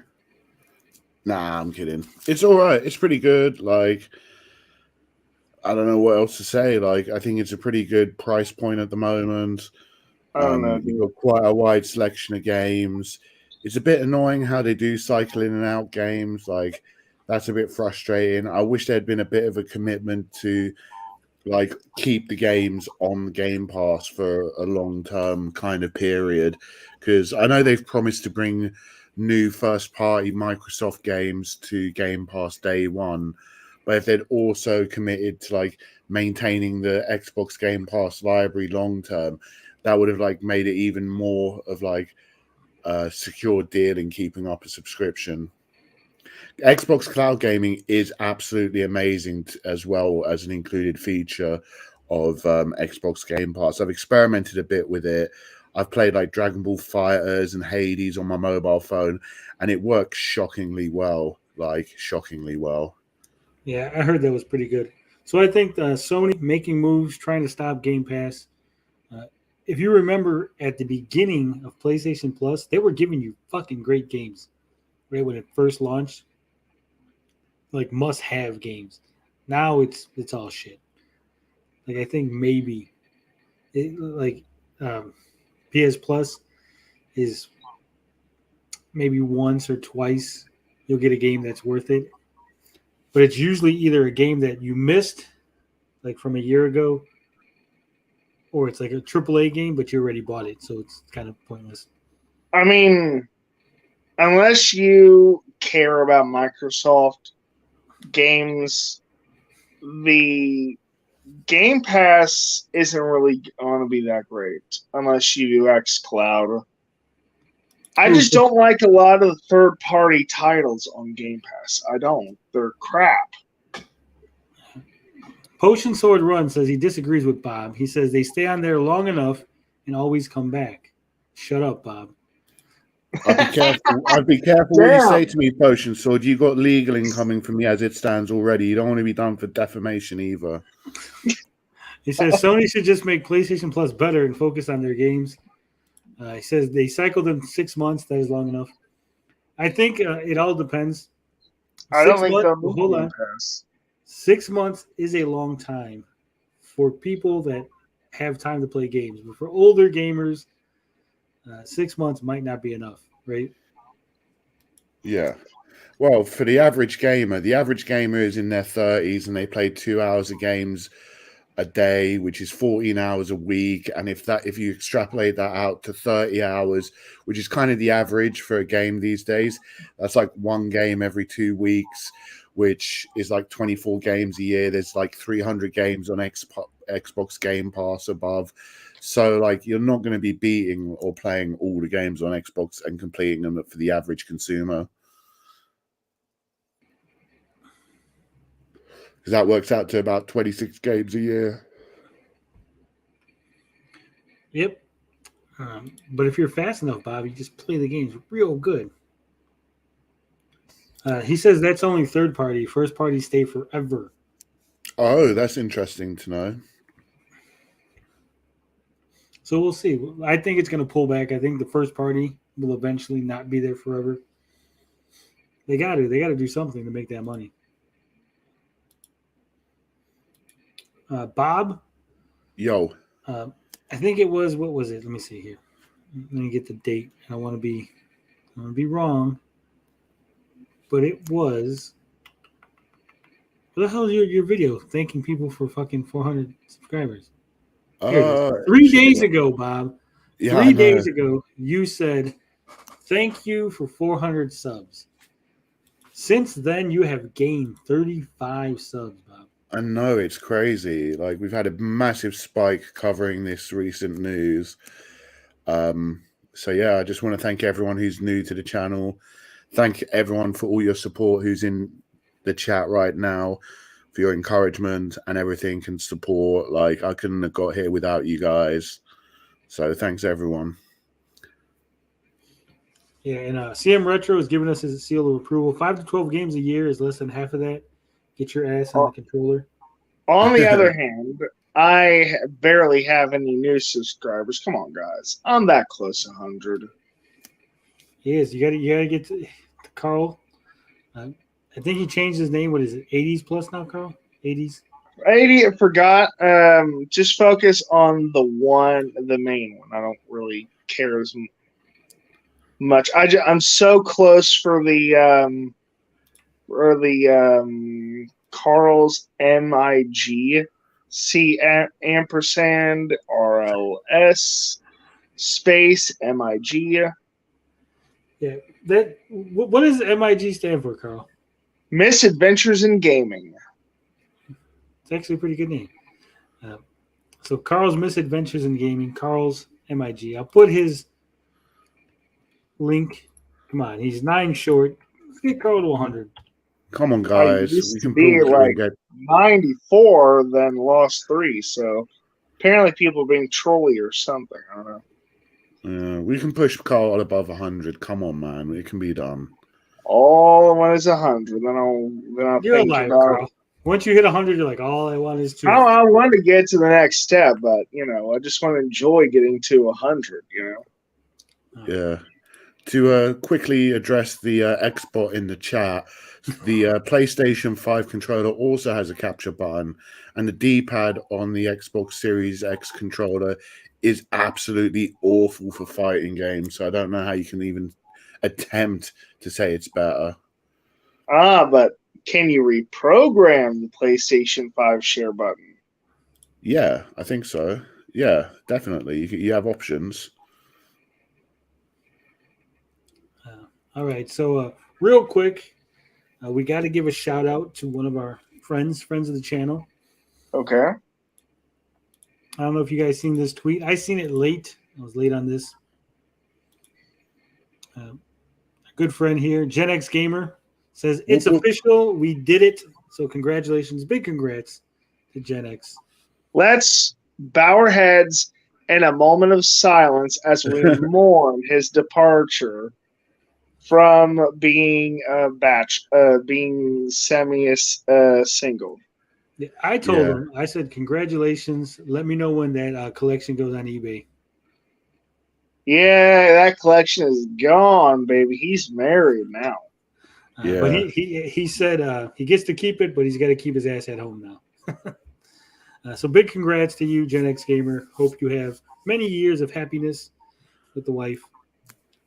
Definitely. And what a stunning photo. They both look absolutely brilliant.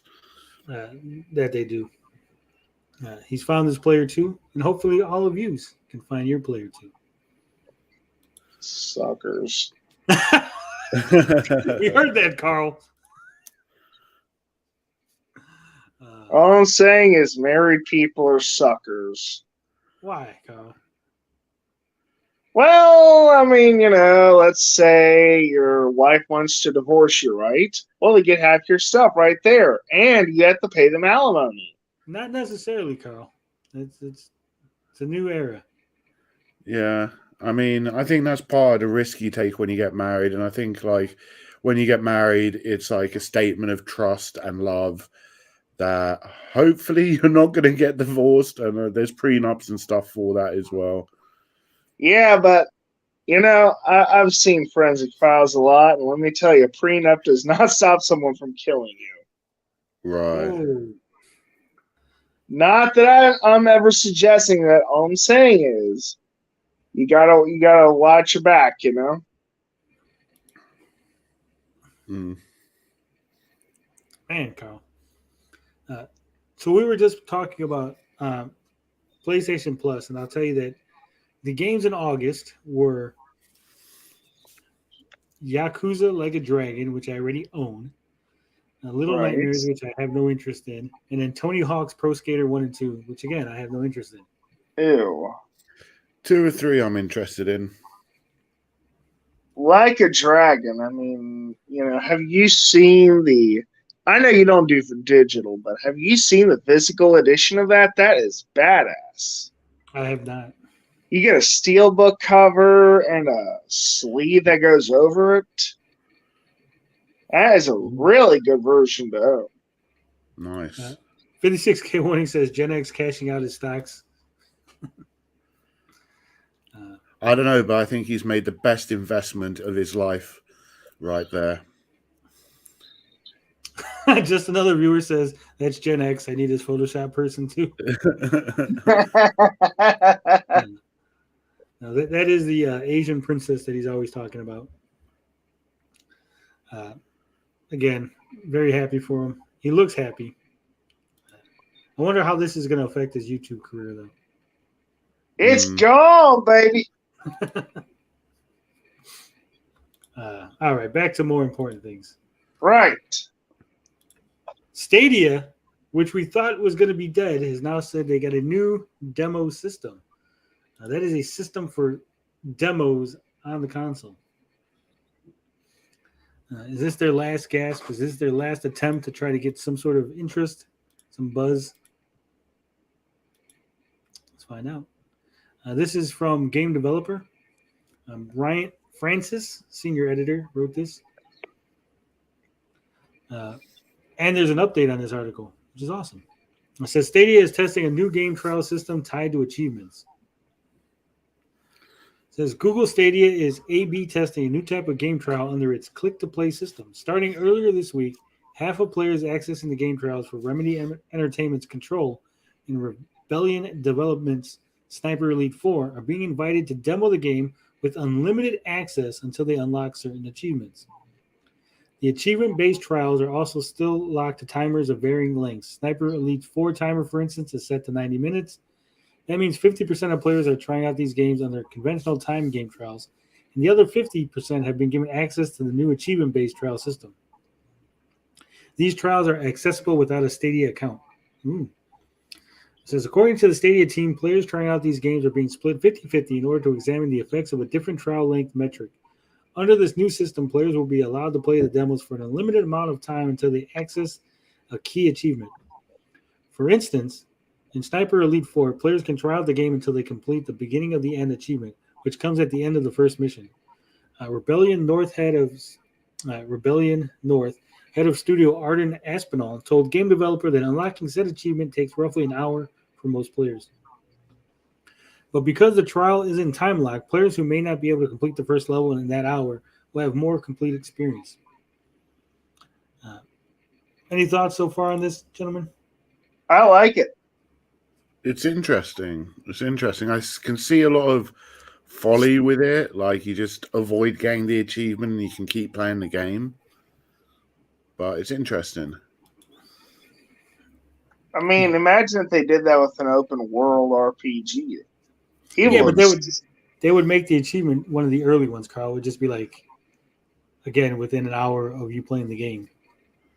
Yeah. They're not gonna lock it to like the fucking beat the 5th level or something. It's gonna be locked to like beat the 1st level or something that's Yeah. within like 30 to an hour in the game. Yeah, some games have like achievements which pop off very early on, like, and some games like South Park is like the first ones for free, so they could do that. I mean, it solves a issue of programming, I guess, because if you wanted to implement a demo system like what Sony's trying to do, you got to put some work into coding that into the game. But if you focus on like when the achievement unlocks, then I guess that doesn't have to be hard baked into the game, kind of thing. Yeah. Mm-hmm. Mitty says it's a clever way to handle demos. As for avoiding the achievement, it's just a matter of making the achievements be something you need to do to be able to progress. Yeah. True. All right, let's continue on. It says, we want new players to experience the observe, plan, execute mantra that sits behind the game. Aspinall explained. You can run and gun if you want to, but the best results tend to come from considering your options and planning your attack accordingly. For developers concerned about players having unlimited access to the early part of the game, there are 2 facts to keep in mind. First, if players complete the demo, their progress is tied to their Google account, and they won't just be able to restart and loop through it over and over again. A Google spokesman has also confirmed that these trials are still time restricted. Second, we asked Aspinall what he felt about the idea of players just accessing the trial to mess around in the early part of the game and never converting to a full purchase. Says the cool thing about this trial is that it will enable players who have never played a Sniper Elite game before the opportunity to jump in and see what the game and the series is all about. Carl, I'm going to ask you to mute yourself when you're not talking. Sorry. Says if some of these gamers then convert to a full-on Sniper Elite player and fans, then it's fantastic. But at least we're offering as many people as possible the chance to get some time with the game. And it says the team at Stadia seems genuinely enthused about what click-to-play trials can do for developers. According to Stadia, it's the first public test of click-to-play trials in late 2021 found that players are 35% more likely to respond to a trial offer than traditional buy or claim messaging.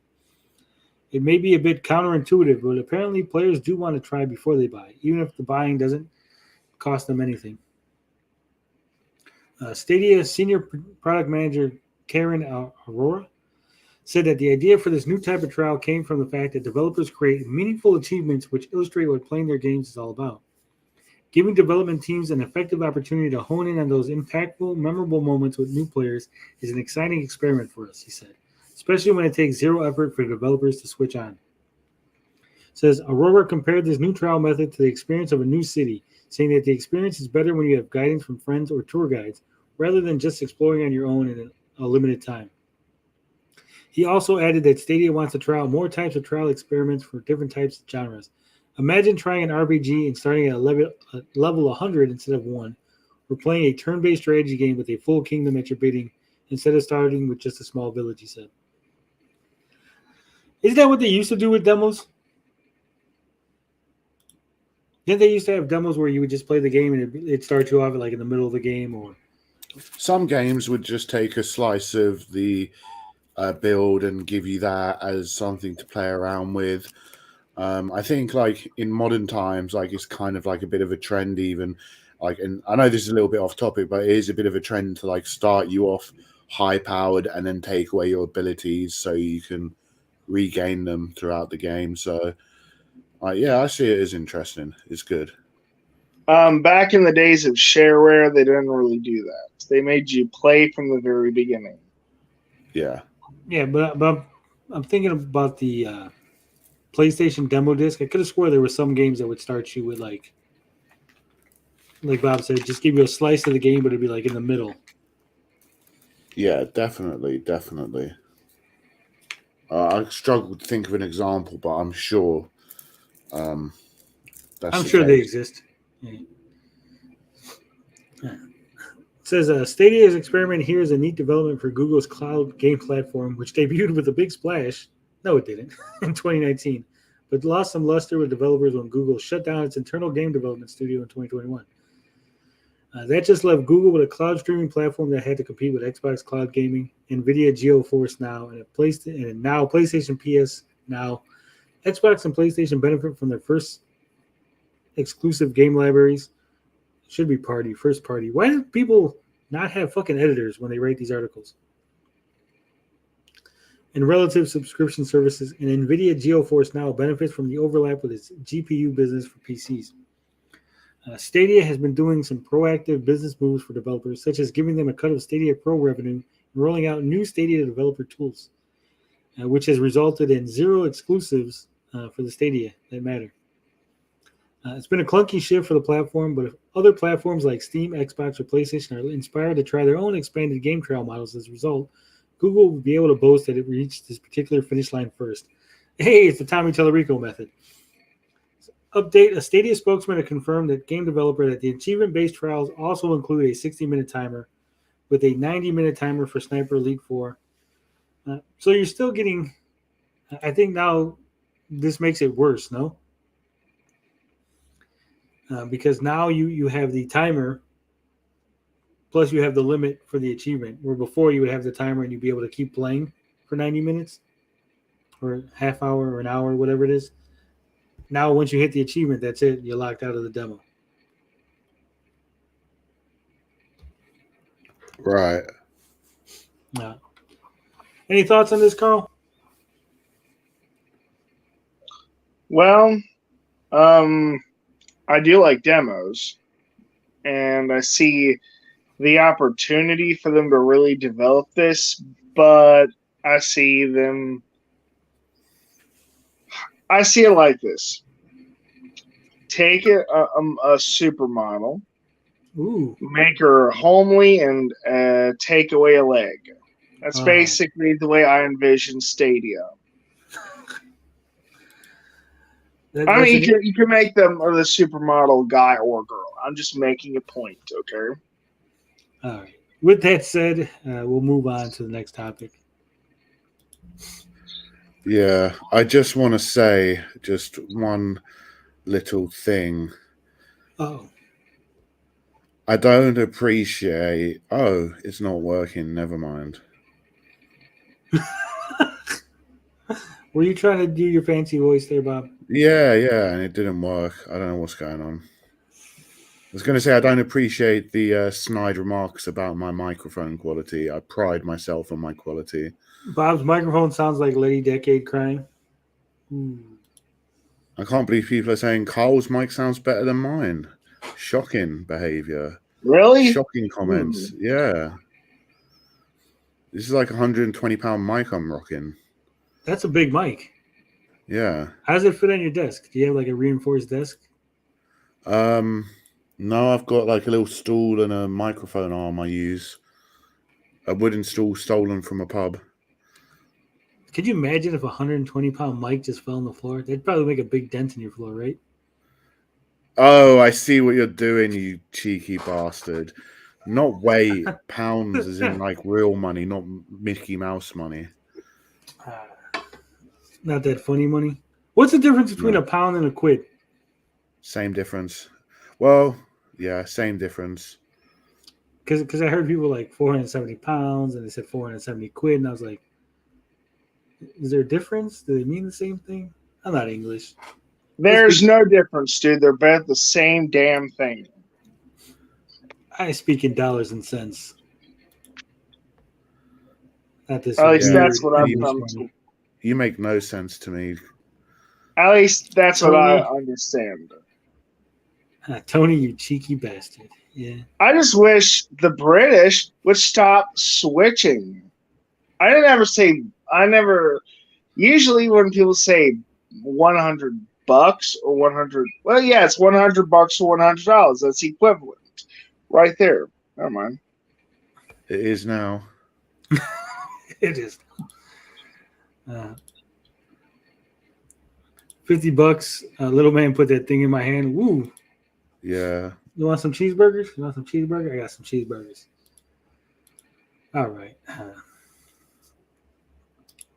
I don't know if you guys are interested in Daredevil, but he might be going soft in the She-Hulk series, as reported by The Direct. But before we get to the article, I want to remind you to like the video if you haven't done so already. Share it with your friends, and of course, subscribe to the channel because we are so close to dominating all of YouTube. Now wait a minute. She-Hulk doesn't make anyone soft. She's hot as hell. Ooh. But it says Daredevil's Disney Plus debut won't be as dark as his Netflix history. Exclusive. It says Daredevil fans have been clamoring about Matt Murdock ever since his reemergence in the MCU in Spider-Man No Way Home.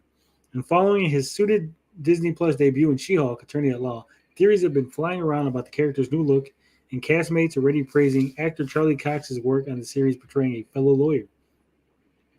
Of all the fresh ideas She-Hulk Attorney at Law is poised to bring to the MCU, one of the most interesting is the decision to dive into the superhuman legal world using a less serious tone than Daredevil.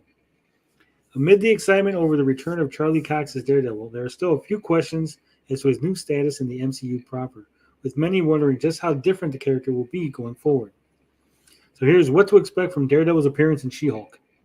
As you can see from the picture, it is not the red Daredevil costume. It is not the black costume. It is the brown and yellow Daredevil costume. So that would be the original. It's going PG. No, I don't think it's going PG. I think it's going to be like PG-13. Daredevil's not making fun of the Emiko Cole anymore either. Maybe not. Maybe not. Ooh, E. King wants to know, will there be any interesting topics coming up? Yes, everything is interesting, E. King. It says, during a conversation with the Direct's Pamela Gores, Jessica Gao, series creator and head writer of Disney Plus upcoming She-Hulk Attorney at Law, spoke about the approach taken with Charlie Cox as Daredevil. Sharing her excitement about working with Cox, Gao noted that the writing team was shocked that we were able to use him.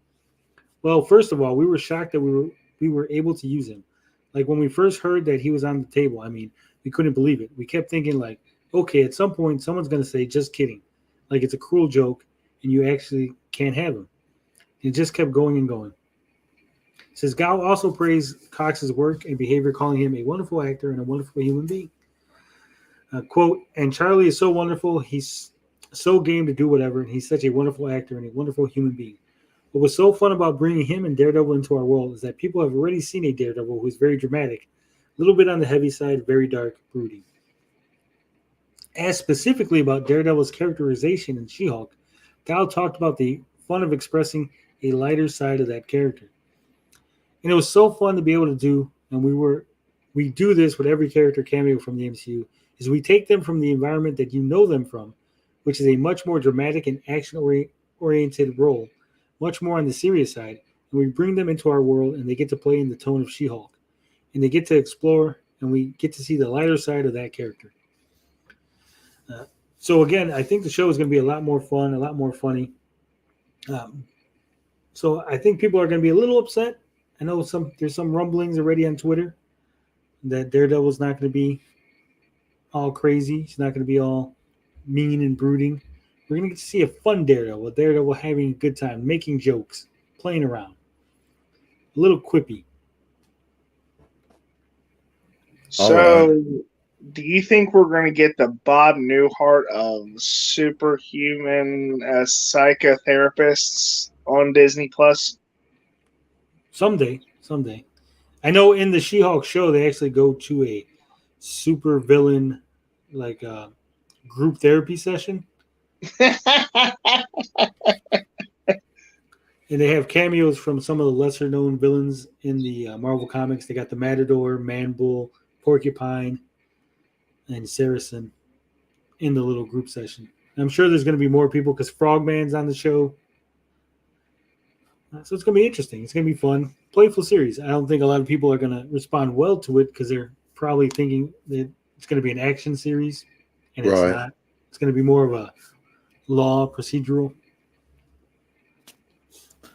Yeah, it's going to be interesting how many characters they use to like kind of introduce them to the MCU universe in this show, because it sounds like they're going all in with the cameos.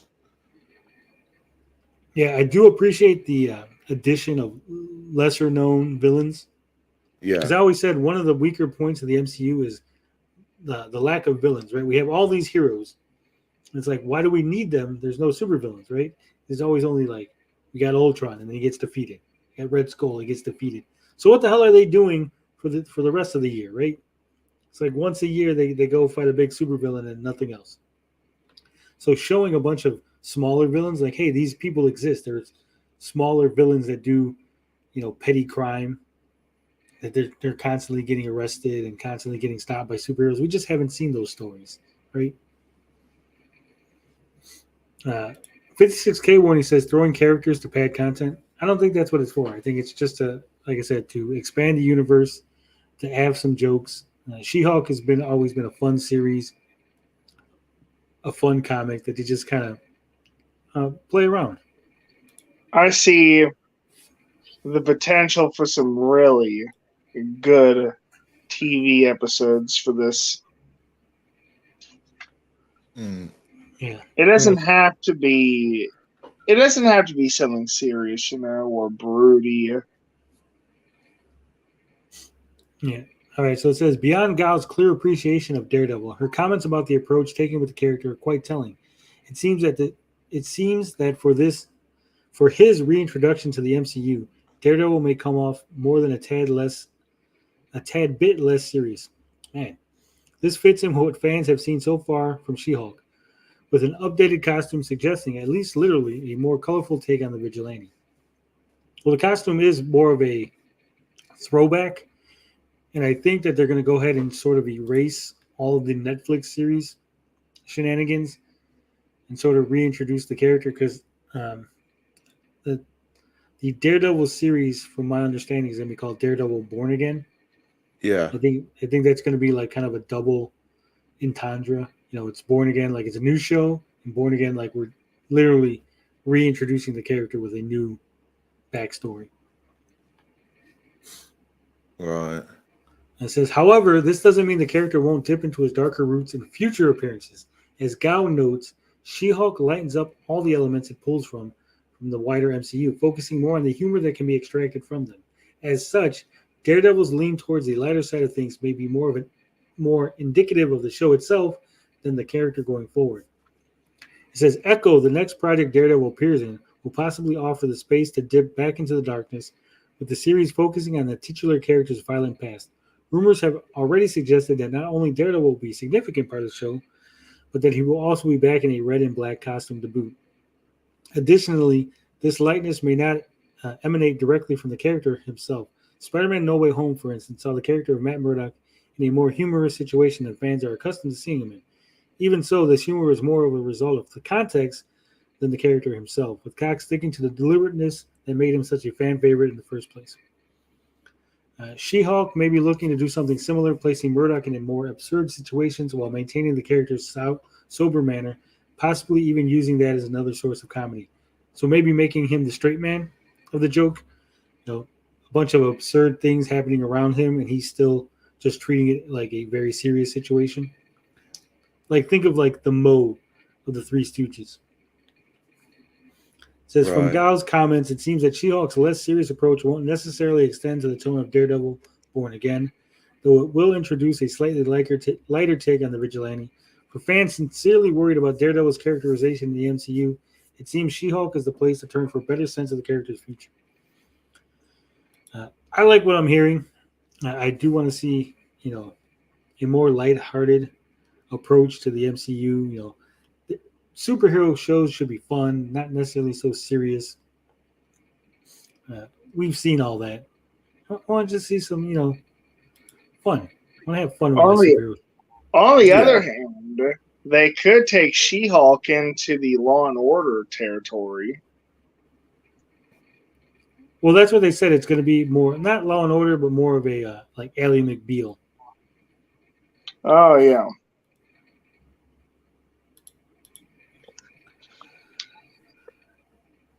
All right, so we got one more Marvel thing, and we might as well just jump right over, because going from the She-Hulk to the Incredible Hulk. That's right. Is there a Hulk solo film on the way, guys?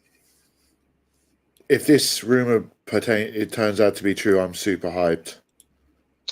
I couldn't care less. Carl, you're such a party pooper. I mean, it's the Incredible Hulk. He, has a bad moment and turns into the Incredible Hulk. He smashes things. I feel like Bruce Banner needs lithium or something. Probably because he does have like mental health issues. Like he's like, what is it? Multiple personality disorder? Dissociative identity. Yeah.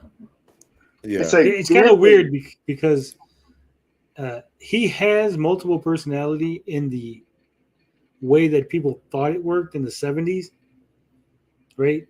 So he doesn't have it in the way it actually works. So it's kind of weird because like he actually has literal conversations between Bruce Banner and the Hulk in his brain. And they both are aware fully of what's going on and what happens outside in the outside world while they're not actually in control of the body. So it's a really weird setup.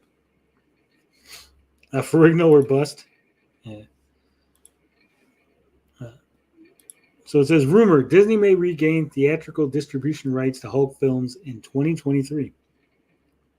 It says, unearthed legal documents may suggest that Disney and Marvel Studios will regain theatrical distribution rights to The Incredible Hulk and other Hulk films in June 2023. It says, the Marvel Cinematic Universe's relationship with The Incredible Hulk has been relatively awkward since the film's release in 2008. The film was met with terrible reviews and remains at the very bottom of the most fans' MCU rankings. I think The Incredible Hulk was good. But then again, I am biased. I love the Hulk. It says Edward Norton played Bruce Banner in the original film, but Mark Ruffalo was given the role in 2012 as the Avengers and all subsequent appearances of the character. It says Marvel Studios' relationship with the Incredible Hulk and with the character of the Hulk generally is further complicated by the fact that Universal Studios retained the theatrical distribution rights of the original film and all sequels. This has made it difficult for Marvel Studios and parent company Disney to make Hulk-centered films. Disney and Marvel still hold the rights to develop movies starring the Hulk, but Universal has the first refusal opportunity to distribute the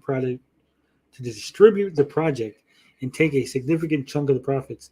This legal issue has led to MCU to limit the Hulk to supporting roles and seemingly avoid solo projects altogether. Still, it was reported back in October 2021 that a World War Hulk was in development and eyeing a 2022 production start. That prospect raised a lot of questions about how the Marvel Universal legal relationship will come into play. Now, unearthed legal documents filed with the Security and Exchange Commission, and we know you can't lie to the SEC, right, guys? No. Oh, deep No, cuts. you can't lie to them. No.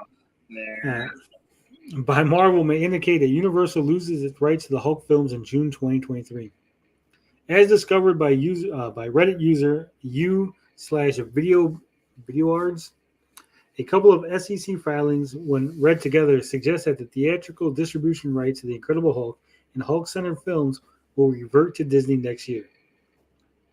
It says an official SEC filing by Marvel in December 2006, stated, Universal Studios has agreed to distribute Marvel films, The Incredible Hulk, and sequels on essentially the same terms as those on which Paramount has agreed to distribute the other films financed and produced under the film facility. Interestingly, the amended studio agreement, also available through the SEC between Marvel and Paramount, dictates a 15-year deal. 6. Distribution term. Paramount shall have the right to exercise its Paramount distribution rights with respect to each picture for an initial period of 15 years, commencing on the initial theatrical exhibition of such picture. The initial distribution term trails off. So while there is no apparent confirmation that Marvel's deal with Universal has also had the 15-year agreement, the fact that Marvel stated that the deal is on essentially the same terms as those with Paramount is some evidence pointing to the time limit of Marvel Universal agreement.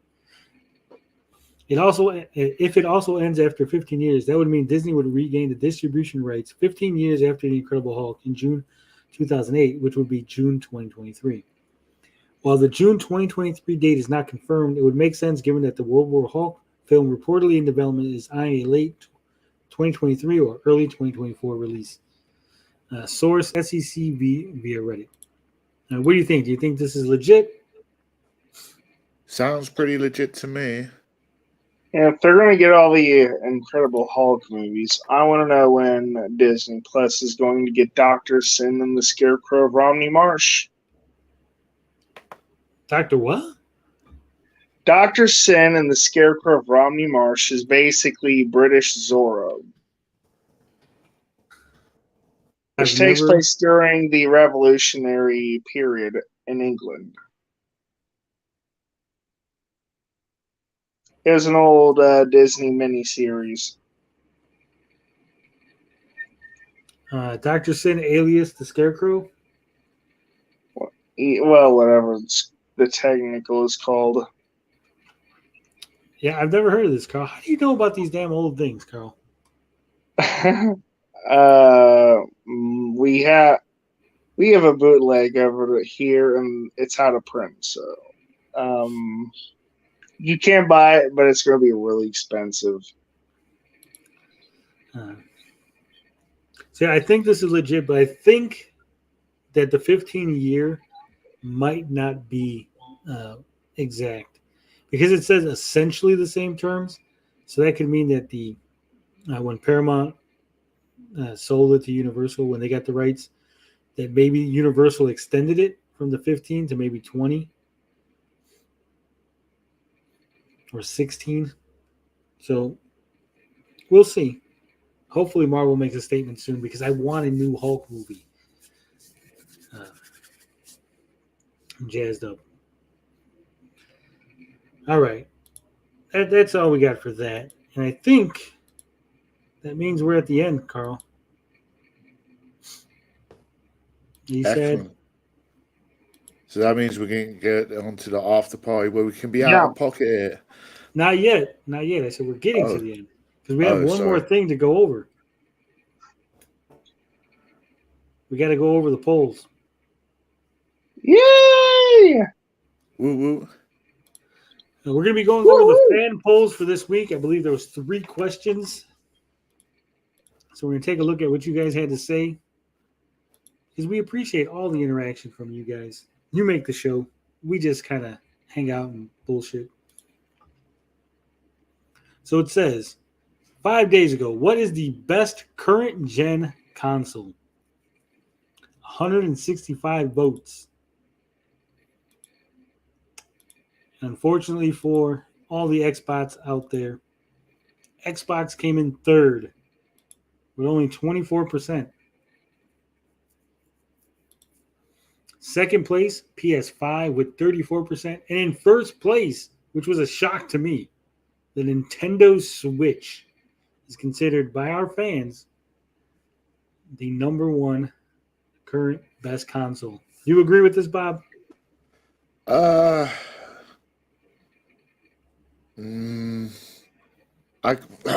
mean, yeah, to a degree. I mean, I'm more in favor of Sony these days and the PS5, but I understand why the Switch is so popular and doing gangbusters on the numbers. Like, it's a lot of people are saying it's the future of gaming. People want the option of being able to play portably or on their TV.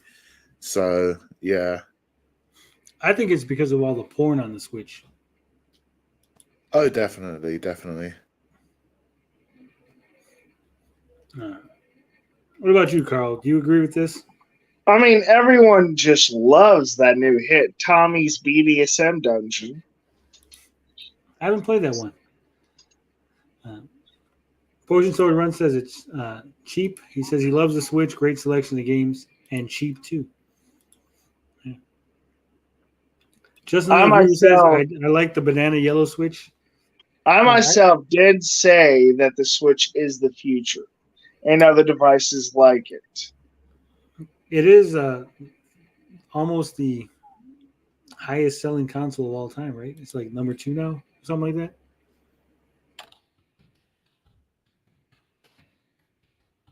Right. Let's see. List of best selling consoles. Here we go. I think the Switch is the best selling at the moment, isn't it? Not of all time. The Switch is number 5. No, number 4. 6. It's number 6. Damn it. No, 5. It's number 5. Fuck. 111 million sold. The PlayStation 4 has 117 million sold. Then the Game Boy Color, they're counting them together, is 118 million. Nintendo DS 154 million. And the PlayStation 2 just shy of 155 million. I mean, with the PlayStation 2, part of the problem was the damn thing kept breaking down in some way, shape, or form. It's So never as a broke down result, for me. I lost a few. A friend lost a few. I've never had a single console break. I've had many computers That's break on me, but never a console.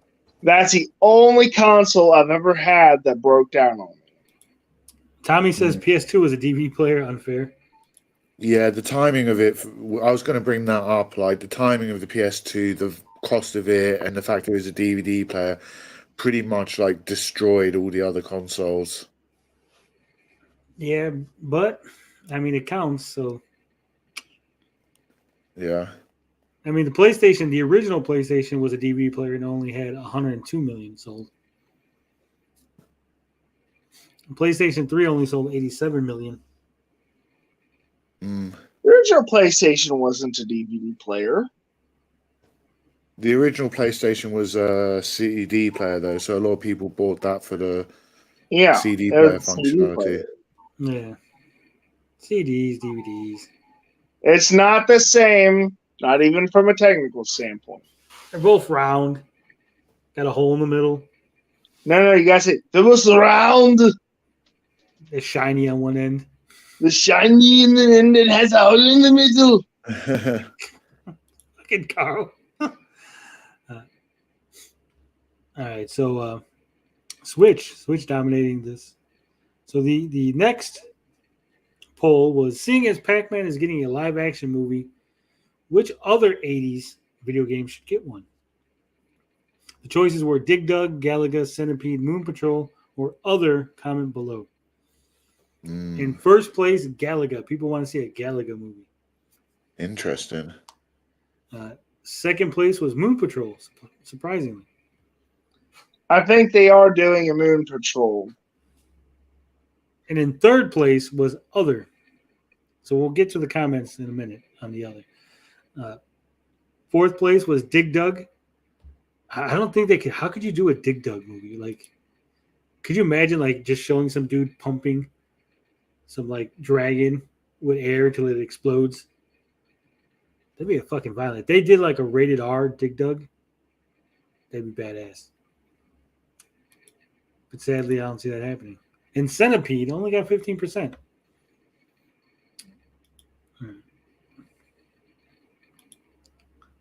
Let us go to the comments. Said, would be awesome to see another live action Super Mario movie. This is from Blue Line Gamer Ace. Not the one that was released in the 90s. In my opinion, it was crap, poorly rated. Some parts I liked. Scythe Jackal says, if you're ever interested in certain content, there's a YouTuber named Milan who's got some videos on video games. Interesting, but not on topic. No Call No Show says Berserk would be pretty sweet. I think mindless violence. What do you guys think? Would Berserk make a good movie? Yeah, definitely. Sure, why not? Definitely. I still haven't watched like the anime yet. Like, I know I'm terrible. I haven't read the manga or seen the anime. I know the story and what happens, but like, it's a fantastic series. I'd love to see a movie of it. You're saying that Akira is the greatest of all time, and you haven't seen Berserk? I never said it was the greatest of all time. I said it's one of the most influential and important films of all time. I think both of you are confused, so let me stop you right there. Berserk is the Atari game Berserk. Yeah, I was confused. It's about a guy shooting monsters in like an arena. Oh, okay. It's almost like a Night Stalker type game. Right. Sorry, my bad. That's okay, Cyber Jackal. No problem. Well, the comment. I think Dragon Lair is already being worked on. I couldn't see a live action Dragon Lair just because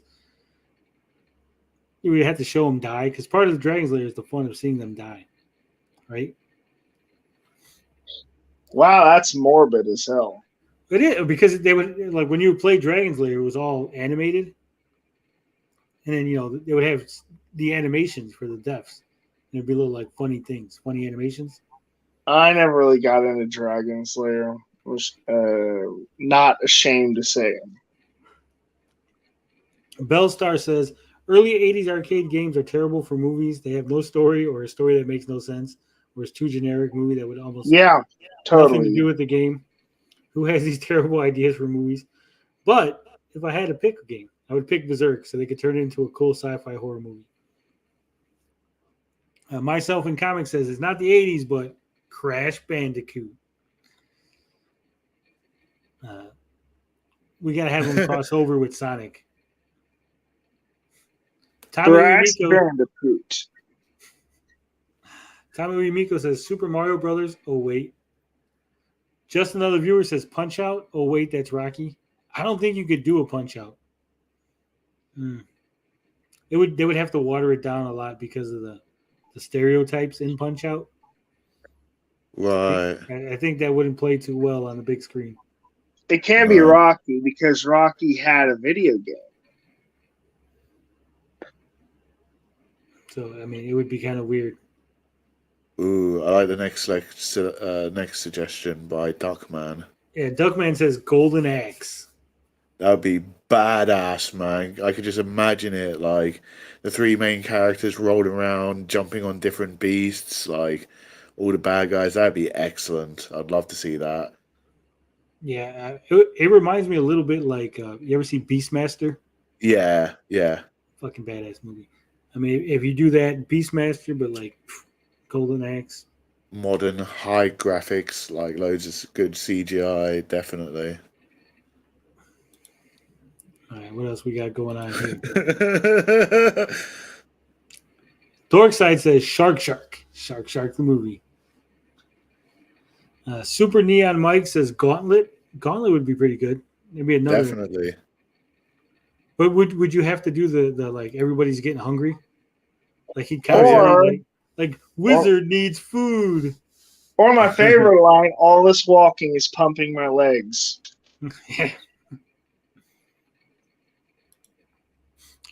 Buku says Pong. They kind of did make Pong movie. You ever see the Balls of Fury? No. It's a ping pong movie about a deadly ping pong tournament. It's like Mortal Kombat, but meets ping pong. Very funny. You got to watch it. Christopher Walken plays the bad Chinese guy. Robotron 2084. That could be interesting. That's from Loki. That could be good. Cool. And X the Owl says Paperboy. Paperboy would be pretty good. Yeah. You could do something with that. All right. Our last poll here was going to start streaming games again next week. So what should I play? With 84 votes and 29% of those votes going to Yakuza 0, it looks like I am playing Yakuza 0. Second place was Spider-Man Miles Morales. Third place was Elden Ring. And then tied for fourth was Darksiders and other. Leave a suggestion in the comments. So there it is, folks. The democracy has spoken. Yakuza 0. We got a little business to take care of. I was totally right. I told you so. You were, Carl. And of course, I did put up my appearance. If you haven't seen it, go click on the video. Check it out. I was on the Batman podcast with Variety Content Entertainment. And that's it for the show. I think that was good. Definitely. You got to get rid of this banner. Thank you all for watching. It was an excellent show. 2 hours and 24 minutes. We're getting a little long again. We got to kind of cut these down. Slice them down just a little. I want to try to keep it at 2 hours. Under 2.5 if there's some really interesting topics. I don't know where the rest of the crew is. Dazed. He had his family got the vid, so he was quarantining away from them. Then he was getting a little sick himself. Blinded Braille had some personal business to take care of. Gary was supposed to be here, but he's not. And Ninja Kitty's on vacation in America, so it is what it is, I guess. Well, we got the A team here with Bob and Carl. Actually, you know what? It's pretty interesting now that I think about it, because you got Anthony, Bob, and Carl. You got the ABC. Oh, Yeah. Fucking mind blown. But I think we're ready to go ahead and go over to the after show. I want to get out of this and get the link. All right, Carl's taking off.